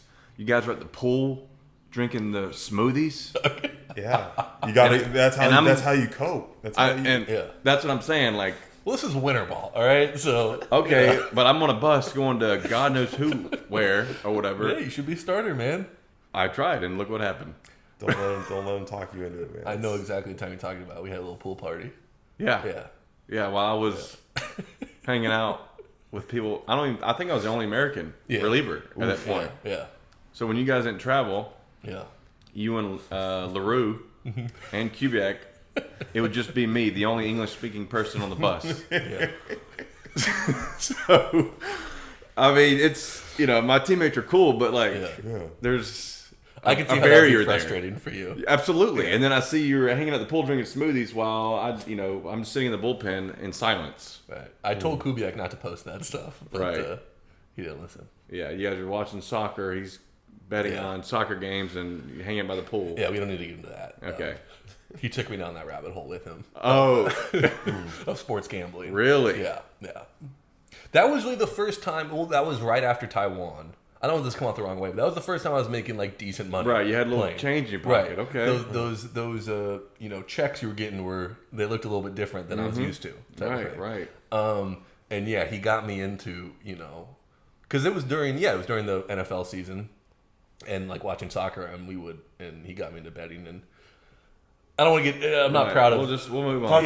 Taught you an efficient way to dispose of some disposable income. Right. Yeah. Well, because the first time we did it, of course we won. So I'm like, this is the easiest way to make money. That's how it always happens. Yeah, this is the easiest way to make money. That's how it happens, man. And I realized betting on sports games is the worst thing ever, for me at least. Mm-hmm. Especially a football game. Because I realized, especially in the NFL, what makes it exciting is that, one, a play or two can swing the game, and any team can win. And, like, you really start noticing when you start betting on football games, the refs. Like when a call doesn't go, I'm a huge 49ers fan, right? And I watch 49ers game, and at times I'm like, oh, the refs that was a bad call. It was that times 1,000 when I had like money on the game. I'm like, that pass interference call cost me this much money, and I don't think it was pass. And it doesn't matter what I think, right? Or there was one game I remember I had a decent amount of money on it, and it was like a chip shot field goal. The team I needed to win it. Last play of the game, and he shanked it, and I was like, right, guy just not making a 30-yard field goal lost me. How easy is that? Yeah, and Kubiak would just be like, that's how it goes. That's betting. Like, that's what's fun about it. And I was like, no, I'm not doing this shit anymore. Right. I have a buddy we were sports fans growing up. This is like a high school friend, and he got kind of in, not in like a dangerous or bad way, but got into sports betting, and then kind of turned into this guy that was like, everything's rigged, right? Like whatever, because you lost money on the game. Mm-hmm. And I remember just thinking how ridiculous I thought that sounded. Yeah. Of just like, it's obviously not, it's sports, crazy stuff happens. It's competition, da da da. And like the second I ever started like putting money on games, and then something like that happens, or like we're a questionable outcome, like they're cheating. They just stole my money. Yeah. Right. Yeah, it becomes very personal once you put money on the game. Yeah, I got one off season. I spent about a couple months gambling. I first bet, obviously I won. A huge parlay, won like a couple grand. And I was like, this is the easiest thing in the world. Yeah. 2 weeks later, you're throwing $25 on quarters. Yeah. To anybody, NBA quarters, like over under. Yeah. To anybody listening to this, if there's a takeaway about sports betting, it's that to put all of your money in on your first bet.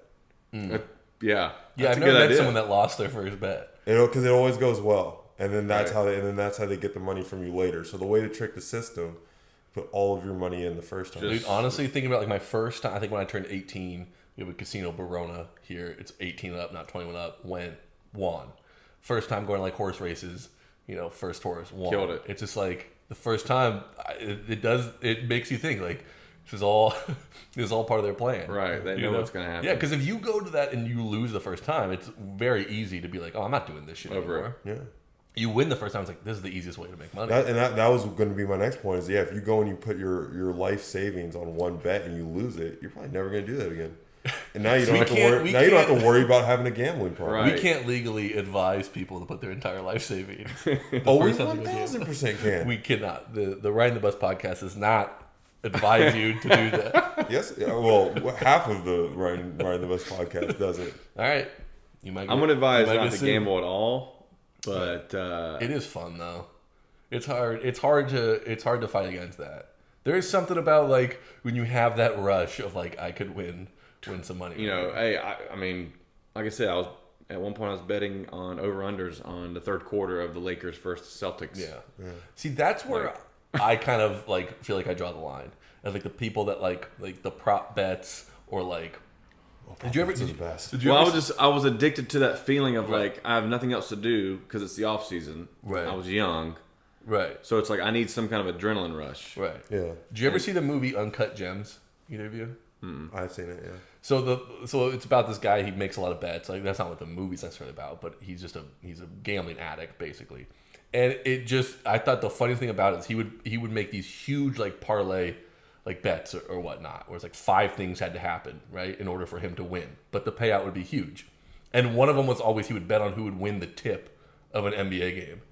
And I just remember being like, it's all riding just on that. He's got like $1 million out here on like who's going to win the game, what player's going to score the most, and it all goes to shit if the guy doesn't win the tip. Right.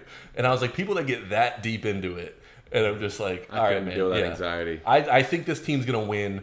I'll put money that this team is going to win the game. Like then, like this guy's going to score this many points, or this guy's going to get this many rebounds in basketball, or all the different little things off of that. I'm like, yeah, that's getting a little specific for me. Yeah, Right. we have a buddy who had one.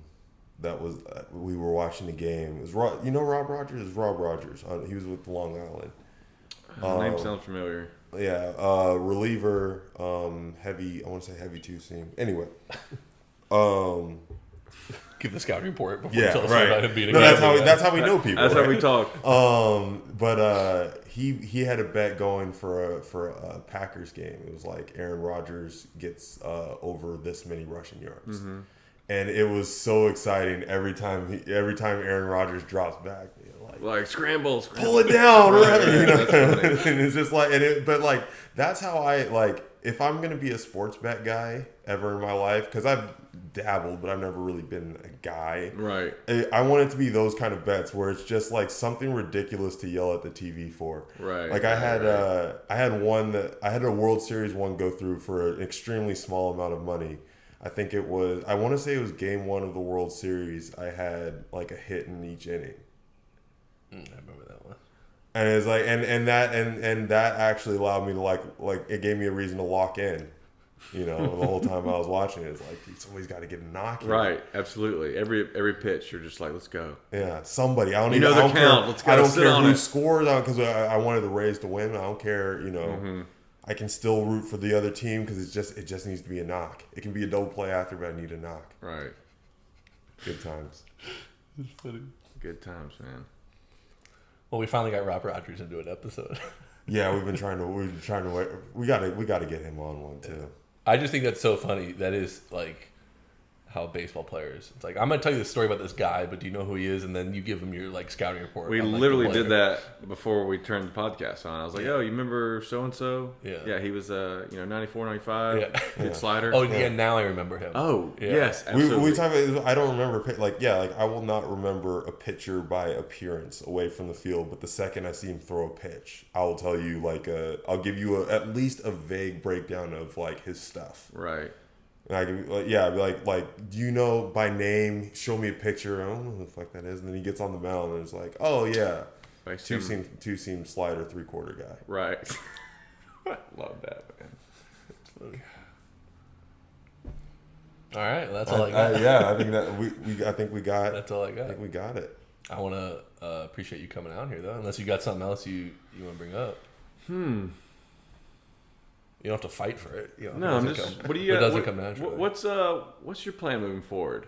Oh, I mean, you guys trying to ride this podcast out for a while? Yeah. I mean, this is obviously doing it because we want it to be something we can monetize. But it is just like kind of a cool thing to do. Right. You know, like I don't know. I can't speak for how Bennett sees it, but like being able to like get people on and talk about stuff that we care about, you know. And these are like we talked about. These are the conversations that we were having in the gym, you know, when we were trying to work out before. Whereas now it's like, okay, we're gonna have this conversation at this time with this person, and it's gonna be like an actual productive thing. Right. It's kind of cool, and we talked a little bit about it. Like I don't have these I'm all good on the like just kind of talking just to talk once we're done here. Like when I get out in like my personal life and like people want to start a conversation where usually I could just go and talk about nothing for a while. I was like, no, I'm kind of good on that. Like we have something specific to talk about. It's like I gotta get it out some way. It's gonna come out. So, yeah. But I realized like looking back on it, like one of my favorite, if not my favorite, like memory of playing was like the conversations we would just have in the clubhouse, like waiting for the game, and I just found those to be interesting. So yeah, I would say I'd like, obviously, who doesn't want the podcast to be successful? Right. What I've already noticed, even early in the process, of just like the type of opportunities that can open up just from doing this, of like somebody listens to it or somebody meets it, and then like it's a coaching job somewhere that I never would have met this guy, but we've networked and met him and that type of stuff. I've learned through the process of doing like the editing that I actually really enjoy doing that. Ooh, I just thought of a good topic. I wasn't done telling you what I saw for myself. Sorry, go ahead. The most important thing I was going to say is I really like doing the editing, both video and audio, and that I've started like doing like, creating like a freelance to do that stuff like outside of it, that like that is a passion I never knew I kind of had, that I've enjoyed doing it. So I think just the idea that stuff is going to naturally branch out from doing this in the phase of, I'm going to stop playing and I need something to do, that just from starting this in September when we started, a lot of opportunities have come up. So the reason, I don't mean to interrupt you, but you did, and that part of it. Right. I just, whenever you said editing, I remember we talked on the phone 2 weeks ago. Sure. 3 weeks ago, and you were telling me about what you were doing in the podcast. Dude, we got to talk about relationships and being a professional athlete. You were like, yeah, we should do a podcast on that. All right, go for it. Well, I mean, like relationships. Are you talking about like dating and stuff while you're in? I don't think we were like, I don't think people talk about that. Okay. Yeah. So let's get into it. All right, we don't have that much time left. No, but like, if we need to, we can cut it and make it its own thing. No, but so like the common thing that I think I always say whenever dating comes up is like it takes a special person. Yeah. To deal with dating a professional athlete, I think in general, right? But especially like a minor league baseball, a journeyman, so to speak, right? Like that's what I'm saying. I don't think people struggle at all dating professional athletes that are at the top of. I think I don't look. I've never had a relationship. I was in the big leagues for 6 days. I was single for those 6 days, right? The whole time. The whole time. So I know nothing about maintaining a relationship at that level. Right. But I imagine that, like, while there's money and stuff involved that can make things easier, there's it takes us. I don't think anybody could just deal with even if all that stuff is good. Like that's a tough life. See, I'm not even talking about the money. I'm talking more about like the stability. Yeah. And I think the hardest part is that when you're in the minors and you're constantly moving around and you're in a relationship, and it's like you can't really like plan ahead. And I think a lot of times in relationships, both partners probably should be thinking this, but at least on the woman's side of it is like, I want to plan ahead. If we're engaged or we've been together for a long time and we want to maybe get a house together or we want to get married, it's like, can we do this in October? Well, I don't know where I'm going to be in October. I don't know if I'm going to be playing winter ball, or I don't know if I'm going to be here. Yeah. So I think that is really more the problem than just like the celebrity status of obviously a big leaguer. It's more that like, at least for me personally, it seems like all my relationships, that was the biggest problem. Right. Like, Are we all single here? No, I have a girlfriend at the moment. How long? What we got? I mean to put you on the spot. I'll edit it to make it. I want to say no. Yeah, I want to. I think we're at like 6 months. Okay. At this point, there was a break in the middle there, so that's why I'm trying to do the math. Okay, so I think it counts. Big test is going to be the season coming up. Yes. So we knew each other during the season. Okay. So she has an idea of what the season is like. Right. She doesn't. We have not been a couple during the season. Okay. So that'll be the. Yeah, it takes a special woman to. It takes a special type to deal with that. And I think we were just talking a couple weeks ago. It's tough, man. Yeah. Because we're kind of effed up in the head when that baseball gets going.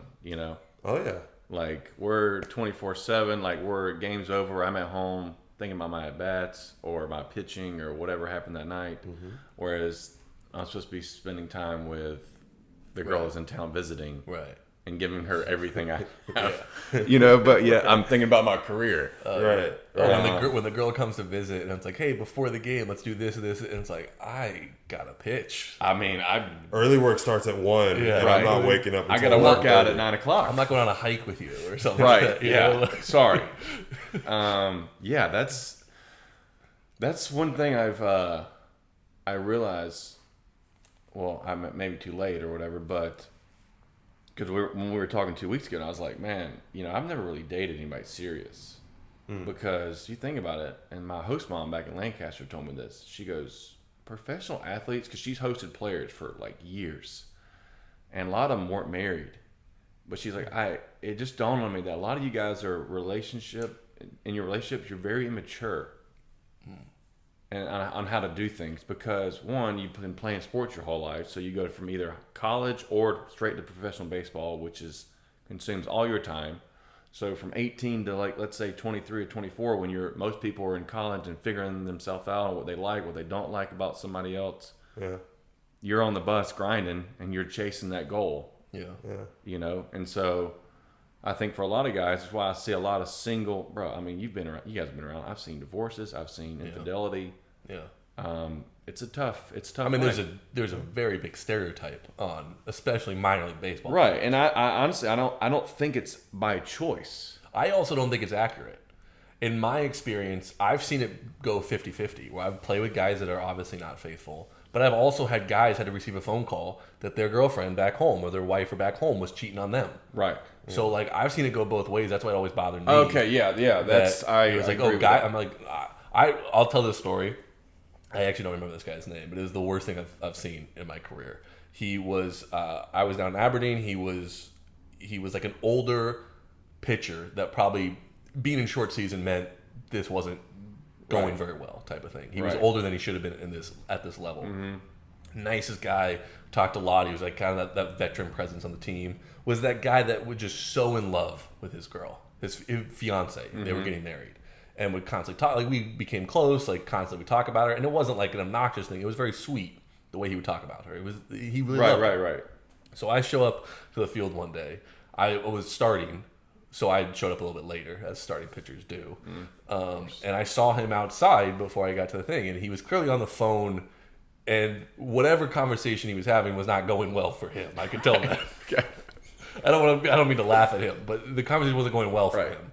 And I was like, oh wow, that's not good type of thing. Go in the clubhouse, he gets off the phone. I see him, he's very shaken up. He either was crying or was very shaken up, and he goes, so I go over to him. I'm like, hey man, like, you all good? He's like, no, like, he goes, my girl, she called off the wedding. She's been like hooking up with my best friend, like back home. Gosh damn it. 5 minutes later, they call him into the office. They released him. Oh my goodness. Okay. That's a horror story. It was like such a, I think about it like at least once a month. If that guy, I mean, I don't know the guy, but I feel terrible. I can't remember. I his could name. imagine some suicidal thoughts. I want to say his name was Brady. I can't remember his last name. Okay. But he, and he was just sitting there. It's like, I don't know what to do with my life. Wow. Everything was just turned upside down. I was doing. I'm sorry. We don't laugh. No, it's one of those where it's like it was so long ago where you can kind of laugh at it. Hopefully, everything he's right now, and like, but in the moment, I was just like, oh my god, that's like. So I just always think of that story when I hear that the guys are scumbag, minor league players are just cheating on their girls all the time. Like it goes both ways, right? And I've seen it just as much the other way. I did too. It's just a culture thing. Like I've over the last year, I've had to like learn a bunch of things on like what I like, what I don't like about how to pursue a woman the right way. I tell I go on dates all the time now. I'm just like, I'm very good at going on the first 3 to 4 dates. We're gonna have a great time. Yeah. It's gonna be awesome. Yeah. And then we got the same move. That's my move too. Yeah. And then all of a sudden, for the first couple of weeks, you will never. You'll be like, I'm gonna marry this guy. Yeah. And then all of a sudden, then you're gonna get to know me. And then then I go play baseball, and then that becomes priority number one. And I think that's when I say about my host mom was like us being very immature, not by choice, but it's like a culture thing. Like you don't get a chance to really like. Now that being outside in the real world, and I see that relationships do come first over everything else for a lot. But for us, and I see it, you've seen it your whole career. Baseball does come first with everything because it's so time consuming. So whether it's having a woman come visit and try to spend time and like show her that you care, but also being committed to your career because, bro, I mean that's your livelihood too, Yeah. So, going back to him and like him being shaken up, dude. Like this summer when we were playing in Chicago, bro, I was fucked. Yeah. Like, I was trying to play to stay in shape, dude, but like, cause I lost my girl in April. Yeah. So, and that was my first like heartbreak. Starting the season. Yeah. Yeah. Well, I mean, we started. I didn't get to Chicago till like June. Right. But still, so again, I'm 30 or 32. That's my first heartbreak. Yeah. But because think about all those years I was playing, I'm just traveling around. Meeting, going on dates here and there, and all of a sudden, I lose my girl, and then now I'm having to play baseball. Like, I remember when we were facing you, and I think it was my last outing, I gave it like 6 runs to you guys. Bro, I could not have cared less. Yeah. Dude, I haven't eaten in like 3 months. Yeah. Right. Bro, I was like 210 pounds. I remember walking in the locker room day one, and Joey Turdosevich is on my team. And I'm, he's out there. He's a character.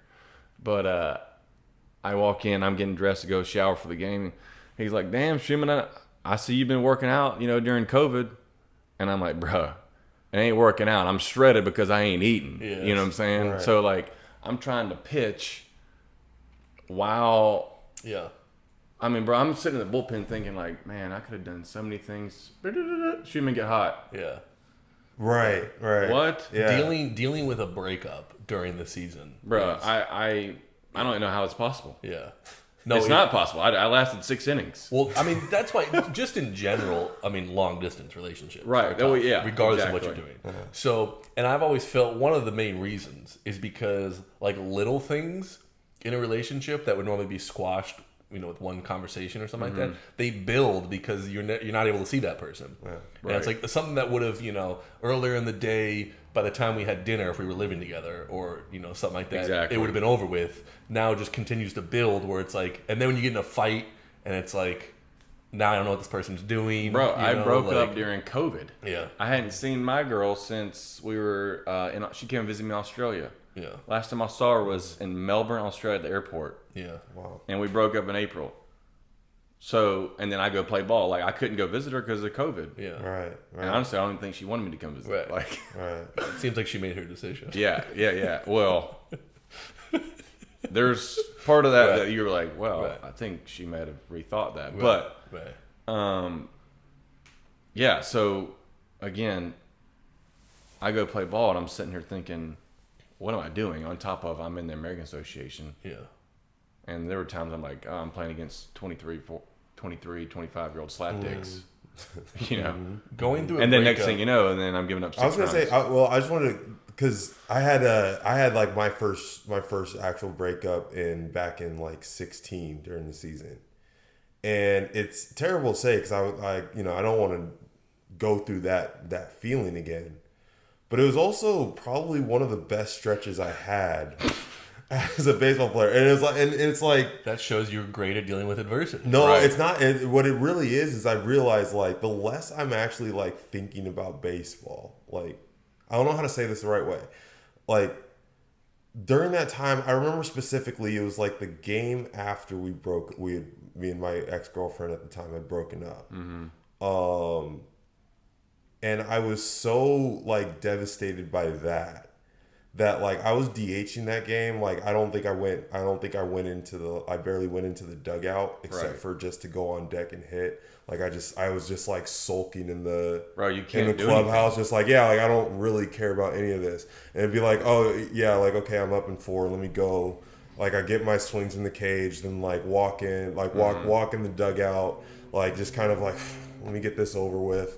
Double, I gotta run the bases, you know. It was just like that. Like so, there was so little anxiety about like the actual performance part of playing baseball. Right. And I found like that's always what gets me locked in. Yeah. Like usually it's a good thing. Usually it's like I'm just enjoying life, you know, with my teammates and whatever, and things are going well. I'm not worried about baseball, so I'm doing well. This is actually the opposite, where I was just so bummed out about other stuff. That's like, oh, the baseball part is just secondary. Incredible. I got to be honest, now that I think about it, I actually had the same situation. Where like first breakup it was like before the season, so I had time to, but it was like first heartbreak. Yeah, like but who knows how long that lasts? Right, so I remember during the season, like just being as miserable, but was pitching at a very high level, and I feel like there was something to like that was my escape. So like, I was like everything was all in on that, and I was like I was at the best from a pitching standpoint I've ever been. But then like I couldn't. The problem is I couldn't really enjoy it. Right. So it was like statistically I was doing well. It wasn't like that was impacting my play, but it was like I was still miserable when then the game would be over. And especially the hardest part for me, and I think is the hardest part for any, especially baseball player, and this goes into the riding the bus theme, is like those long bus rides when you're like dealing with heartbreak and you get to like 2, 3 in the morning and you can't sleep. Your mind goes crazy, dude. My roommate in Long Island, I remember he like right before we were leaving for a trip, like girl broke up with him. It was like before a bus ride, and like devastated. And I remember we got to the place where we were going, and you know, I was like, "Hey man, like how you doing?" And you know, he just kind of gave me a look of like, "I'm the worst I've ever been." Right. And all I could kind of say, I'm just being honest with you, that's not going away anytime soon. Right. Like these bus rides are going to be brutal for you. Right. He's like, yeah, man, we get to like, I can't sleep. We get those late nights and, you know, everyone's sleeping on the bus, lights are off. And like, all I can think about is like her. And I'm like, I got to be honest, that's going to last you the entire season. Right. No, that's why I think I loathe the American Association, because Chicago to North Dakota, you leave at 1 in the morning. Yeah. And I have nothing but time on my hands. And in Fargo, and like during COVID, there is nothing to distract you. Nothing. That diner, like that like one diner or whatever that like we found, I forgot what it was called. Like that meal there is only going to last you an hour, and then the rest of the time it's just whatever you want to think about. At best. I think once I got there, this is I want to say I would have the same mindset if it wasn't during COVID. Because I'm in the American Association, so what am I playing for? Nobody's getting signed. Right. They're not. They don't even have minor league seasons, so I'm just basically playing to get paid. Right. That's ultimately why I didn't play. Right. So where am I going to go from here? Right. I'm playing to just stay distracted. Right. Dude, that lasted 3 weeks, and then I think I had like 10 Ks in like 3 innings. Yeah. And I was like, I'm checked out. This league sucks. Yeah. I mean, I got humbled real fast. Right. But I'm saying there was no where for me to go. Yeah. Like there's no up. Yeah. So I'm just stuck. My instead of my goal being get to the big leagues, get signed, whatever. Just treading water. My goal is like, what can I do to try to get this person back? Yeah. Or make this right? Because I know if I show her that I'm being a fuckboy, whatever you want to call it, then be right. So which is why I'm being like, there's got to be one thing I can say or do that will fix everything. I just have to figure out what that is. And so again, in my mind it was, I know what to do. Quit being a fuckboy. Right. Move to her town. Actually show that you're not her town, but like that's kind of stalkerish, but like close to her town. show her that I'm serious, ready to be on that path to, marriage and all this stuff, really grow. I started reading books, podcasts on how to be a leader of a family and all that. And she has a daughter. So, I mean, again, that was kind of scary because I can barely take care of myself. How can I take care of a 6-year-old child? Yeah. So dealing with that, I was like curious, like, I can't imagine. Again, I didn't have any empathy for people who went through that before I actually went through it myself. Yeah. And so even training in the off season, developing that coaching program was a good distraction. But I can remember like putting the ball on the tee and be like, hit it, and thinking to myself, I'm like, my stomach, my body's like in pain right now because this girl's 10 miles down the way and she's engaged. She got engaged to some old flame after like 2 months. Like, are you kidding me? So I'm sitting here thinking to myself, not only do I have to train for next season because I still want to play. Now I have a business that I have to run that my income determines on how well I do coach. So, and I'm having to deal with this BS. Something that I want to go back to because you kind of touched on it was how like we perform baseball at an extremely high level, right? Or extreme. Maybe I'm blowing us up a little bit, but like. No, but like I mean, from the time the time you graduated middle school, right? You've gotten substantially better at baseball. Like I'm assuming you weren't in mid-90s in middle school, right? And we're good, and we know the game really well. Like we've experienced things happen, and we go like, yeah, I've seen this a million times. I know exactly what this is, right? And like all the while throughout however long this 12-year career, like. This part of life that's like dating, a lot of us experience very little of it, right? And then it's like, and then you kind of have this like, it's almost like you're two different ages, right? It's like we're like 40, 50 years old in baseball years, but then when it comes to like dating, right? Like there's times where I'm like, there's 16-year-olds that understand dating a little bit better than I do right now. Bro, I have literally told my mom, I was like, I feel like a 19-year-old child. When it comes to dealing with this bull crap I'm going through right now. Like I have no idea what I'm doing. And it's hard to reconcile with that sometimes because we are like, we're not incapable, like we're not stupid people. Right. But there are like, I'll speak for myself. There's times in dating and relationships where I'm like, I'm smarter than this. Right. I can't be this far behind. It's like, because you haven't practiced it like you've practiced baseball. And dating's only been around for like 200 years. Right. But also when we're talking about heartbreak, there's no way to like simulate heartbreak. Like I've been in plenty of relationships where it didn't work out and I was upset or like sad and then I got over it, like a couple days or a week. And I was like, oh, that's heartbreak? Like, that's not. And then you experience it for real and it's like, oh yeah, it's much different. So I can remember being on the bus to Sioux City or wherever and thinking it would be better if I died right now. Wow. Not suicidal thoughts, but like if this bus got into a crash and I died, I would be pumped because I feel like crap. And that's tame for some of the thoughts I feel like you get on the bus. Right. I want people to very know that. tame. That's very like, that's like, and if that's anybody reasonable. who hasn't had those thoughts, and I'm like looking at the mic, I'm like to the crowd, you're lying to yourself. Well, I'm saying people might not. I'm saying everyone that's been in that situation. From a being on the bus, I want to drive home the point about being in a situation where like you're on a bus, okay, or you're in the minors and you're already doing something you don't really want to be doing. You're already doing something that's taxing mentally. That when you add in that you are experiencing heartbreak or that you have all these other feelings, it just heightens it to this level that is you can't even manage it. Right. So I'm saying some people that have never been in that situation, even though they've experienced heartbreak, might not understand that part of it. What I'm saying is every athlete that has been in that situation understands just not even the relationship part, just about being on buses in general, how your mind will wander and will go into some crazy places at 4:00 in the morning when you can't sleep on a bus. Right. I mean, so then when you add in dark, dark places. And I'm saying that's when everything's going good. Right. So you add in this part of when things aren't going good in your personal life, it's a bomb at that point. And I honestly want to say, as a bullpen guy, it's kind of the same as a bus. Yeah. I'm in Chicago and I'm with a new group of guys and I'm like talking to them, getting to know them and stuff. Bro, my mind's not there. I'm like visualizing homegirl in the stands, like getting ready to watch me pitch. Yeah. Right. So And I'm checking like- your phone a lot. I'm like, She texted me. She called me. Yeah, she hit me up. Nothing, crickets. But like, My phone buzzed. Oh, did you it? know, Okay, cool. I don't. I wish I could give advice to younger generation coming up on if you go through. I know advice. Don't let baseball control your life. You know, but like, how long does this stuff last? Like, everybody's kind of different. I've found out, and I mean, shit. The only time I actually felt good was I was talking to her for, gosh, like 3 weeks. You know, in December and January. And I was like, oh, damn. Like, I think she might call this, you know, engagement off. And, like, let's get back to... Yeah. Because, I haven't even seen her. Right.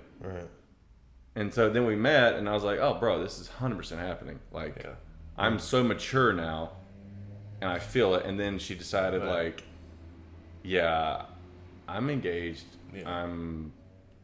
I can't go through those hoops and hurdles. So I went back to, like... I think you go through stages and breakup, and I think as an athlete, it's like, okay, I'm going through this suck, but again, this is probably real life for anybody. How do I mentally overcome the suck of what my body wants to feel to be able to train and like focus on my goals? Right. And then, so I was like going through that, and then all of a sudden you have hope. You're like, oh, it's because like everybody knows if you feel like if I got my ex back, then I would feel amazing. Right. Life would be great. Right. And I think that's what makes people stronger is like normally they don't get them back. Right. And then you just have to learn to cope with it and be like, all right, how can I correct myself, my past mistakes, and just like heal on my own? And that's the separation. Like, okay, I went through a heartbreak during baseball. Like, this is nothing. Right. And I trained. Yeah. So I'm like, I'm interested to see like what this upcoming season holds. Because, bro, I wasn't going to play baseball. Yeah. You know, I was like, dude, I hated the way I felt. I don't want to go to a stadium again because I'll just be thinking about homegrown in the stand or something or whatever. But, I like that you could call her homegirl. I like that. Yeah. you like my little terminology for that? Just thinking of a, Yeah, we're just little homegirl. like little homegrown in the stand, She's you know? just waiting at home. That's it. That's it. And Can I give some advice off of your advice? What I think absolutely of like what I would tell someone of a younger listener is kind of what I know D-Wash was telling his experience and my experience of playing and how like we did well during that. Is the advice I would give is using that kind of negative energy and putting it into something like directly. Right. Of, like going like this past breakup I went through really hard, heartbreak. It was, in like over the summer or whatnot. And that was kind of around the time we were talking about doing the podcast. And part of the breakup, she had alluded to some things of like me not being successful or not believing in me being successful and stuff like that. Obviously hard to hear. Right. But it was like, as hard as it is, I got to put that into something and kind of like prove her wrong. Right. And it sounds kind of cheesy. No, but that's the advice I would give is put it all into something and kind of use that energy into something good. And it's still probably not going to feel great. And, you can roll your eyes and be like, well, I'm still going to be miserable. Right. But it does help. I noticed when okay, I'm going to go 100% into this. I'm going to make this podcast good. I'm going to be a good video editor. Or I'm going to be a good coach. Or like, I'm going to do that. And no, it's not. Part of it is, I'm going to prove you wrong. And that sounds good. But it's more for me. Is that I'm going to do that for me. And that's where I'm going to put it. Otherwise, it's going to take over. No, that makes, that makes 100%. Like, what I feel better when I have a goal. And like I said, when I was playing ball last summer, I didn't have a goal. My only goal was learning how to be a better boyfriend, future husband, and a father. Yeah. Now those goals haven't changed. I feel like I'm pretty prepared now, which I'm glad I needed to learn those things. But you go into like, I had hope up until about early January of like figuring things out with this person, and then I just realized like, you know what, it's not going to happen. Yeah. Whether as much as I want it to, and whether I'm prepared. And then I realized, okay, now what am I going to do with myself?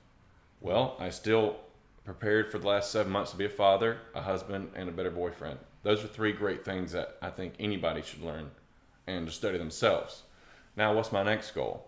My next goal is, do I want to play baseball or do I want to coach? Well, I still throw pretty hard and I love playing ball. So by God, let's go after it.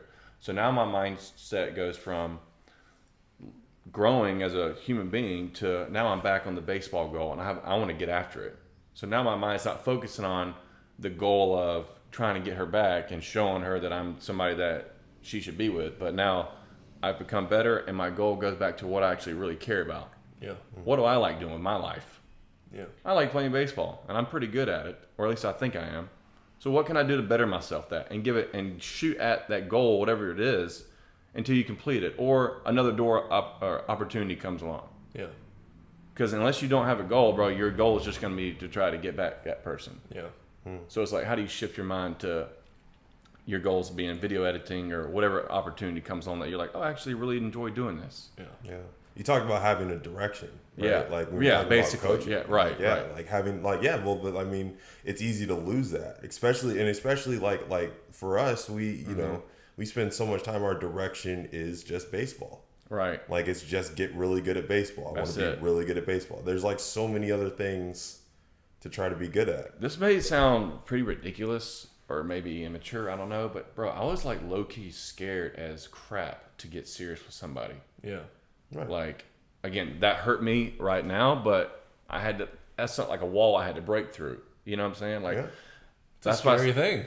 Bro, I'm trying to get in the big leagues. Like, oh, and I'm supposed to get serious with a girl. It's going to be long distance is hard for anybody. Yeah. So if you play baseball, whether you're from that same hometown or not, it's going to be long distance more than half the year. Mm-hmm. So for me, that's why I said meeting girls on random cities or going on coffee dates or just whatever, meeting people all over the world, Venezuela, Australia. Yeah, really good at that. But like, I just never wanted to put myself in a situation where I could get hurt. Yeah. Or have to deal with that drama because I know where my goal was. Right. There's a funny. I was just thinking. This is reminding me of. Are you a stand-up comedy guy? Do you like stand-up comedy? Yeah, sure. There's a. There's a. Guy doesn't like to laugh. There's this old Jared Carmichael bit when he's talking about kind of like being scared of commitment, and he was talking about I won't do the bit, but like basically the idea was that like, you know, he's not where he wants to be, and he doesn't want to like, you know, get with a girl who works for him and then keep climbing the ladder of where he wants to go.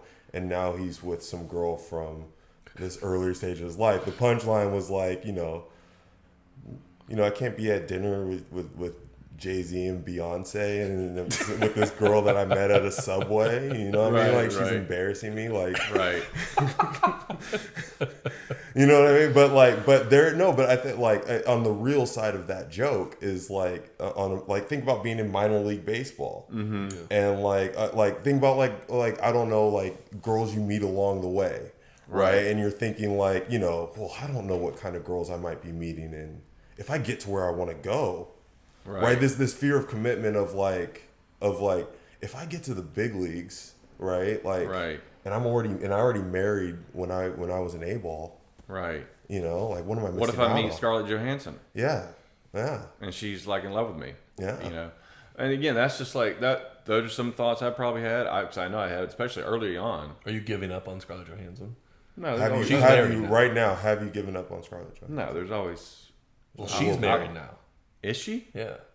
Colin Jost, SNL. Yeah. Sounds like a loser. It's really funny that how quickly that information I know. is accessible to you. I'm ScarJo's my number one. Right. And so I follow, you know. My number one when they get married. for a while was Reese Witherspoon. But she's been married like 4 times, so that kind of scares me. Yeah. But going back to what you said, I don't want to get off topic because I could talk about my celebrity crushes all day. Right. No, there is like this fear, like I don't want to settle down, and all of a sudden, what happens if I not settle, but like I meet a girl in some small town in the middle of nowhere. I commit to this. And then I just that becomes my family, our relationship becomes more important than something I worked for my whole life. Right. Then that was like a fear that I had that my brain would somehow switch over to like, oh, we're just gonna throw away baseball and go all in on this relationship. And you know, you hear stories like, oh, so and so met a girl and he just throw it all away and wants to be. How many guys have asked us like over the course of the years, like early, especially early, like, you got a girl, are you married? Da, da, da. Like, oh, I'm single. Good, stay that way. Right. You know. Yeah. I would say if I was a therapist, because my mother is one, I feel like what she would say to that point is the idea is that you find someone that you guys can grow together with, and that would obviously support you in reaching your ultimate goal. And that they wouldn't be a roadblock for you. They would be there to help you achieve that. Okay, and my rebuttal to that is because we're so immature in our relationships because of baseball, we don't realize that. Now I do. Okay. Yes, absolutely. Yeah, you want somebody to grow with you together. You want a teammate. Right. That you can hang out with. Whereas before, most guys are like, oh, I'm just going to, like you said, I'm trying to have dinner with Jay-Z and Beyonce. I'm not trying to bring homegirl that I met at the Subway. You know what I'm saying? That's fucked up. What's wrong with the girl at the Subway? Exactly. Where do you think Jay-Z and Beyonce started? Right, at the bottom. Right. At the Subway. Right, at the Subway. So I think that is some guys think like that. Right. But, okay. But I don't know where they met. I think they both had hit songs. No, I'm saying where did they start? Like, obviously they each started there. You don't think they were a struggling musician at any point in their life? No, they were, but I don't think that's where they met, is my point. Okay, I mean, I meant individually where they started. Yeah. Whether it's some guys having that mentality or some guys being scared of like for me, a relationship being more important than something you work for your whole life, it all comes down to just like fear. Yeah. And again, that's just something that dating is something you have to get good at.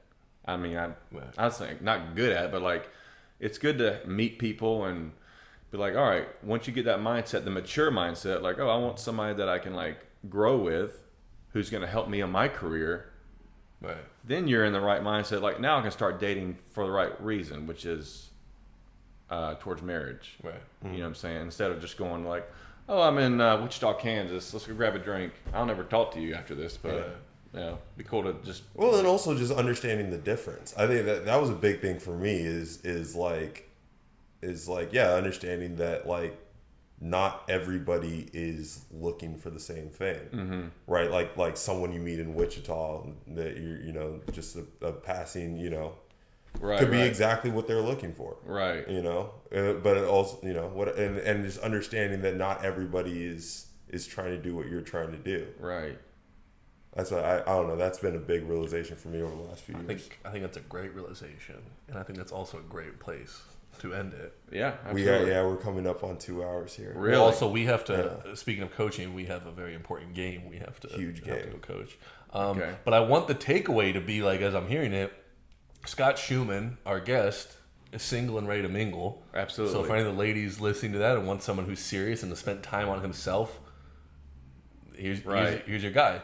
Either send a message to the Riding the Bus podcast. I'll give you his number. Right. Or you subscribe to the YouTube channel. Subscribe to the YouTube channel, and I will help you meet him. Right. Or you can follow Scott Shuman at Coach Shuman Baseball, right? Coach Shuman Baseball, or Scott Shuman 9. Scott Shuman 9. That's my personal account. You can send him a DM, and you guys can grow together. Love it. And that's where I'll leave you. Love it. All right. That's all I got. That's it, man. It's been real.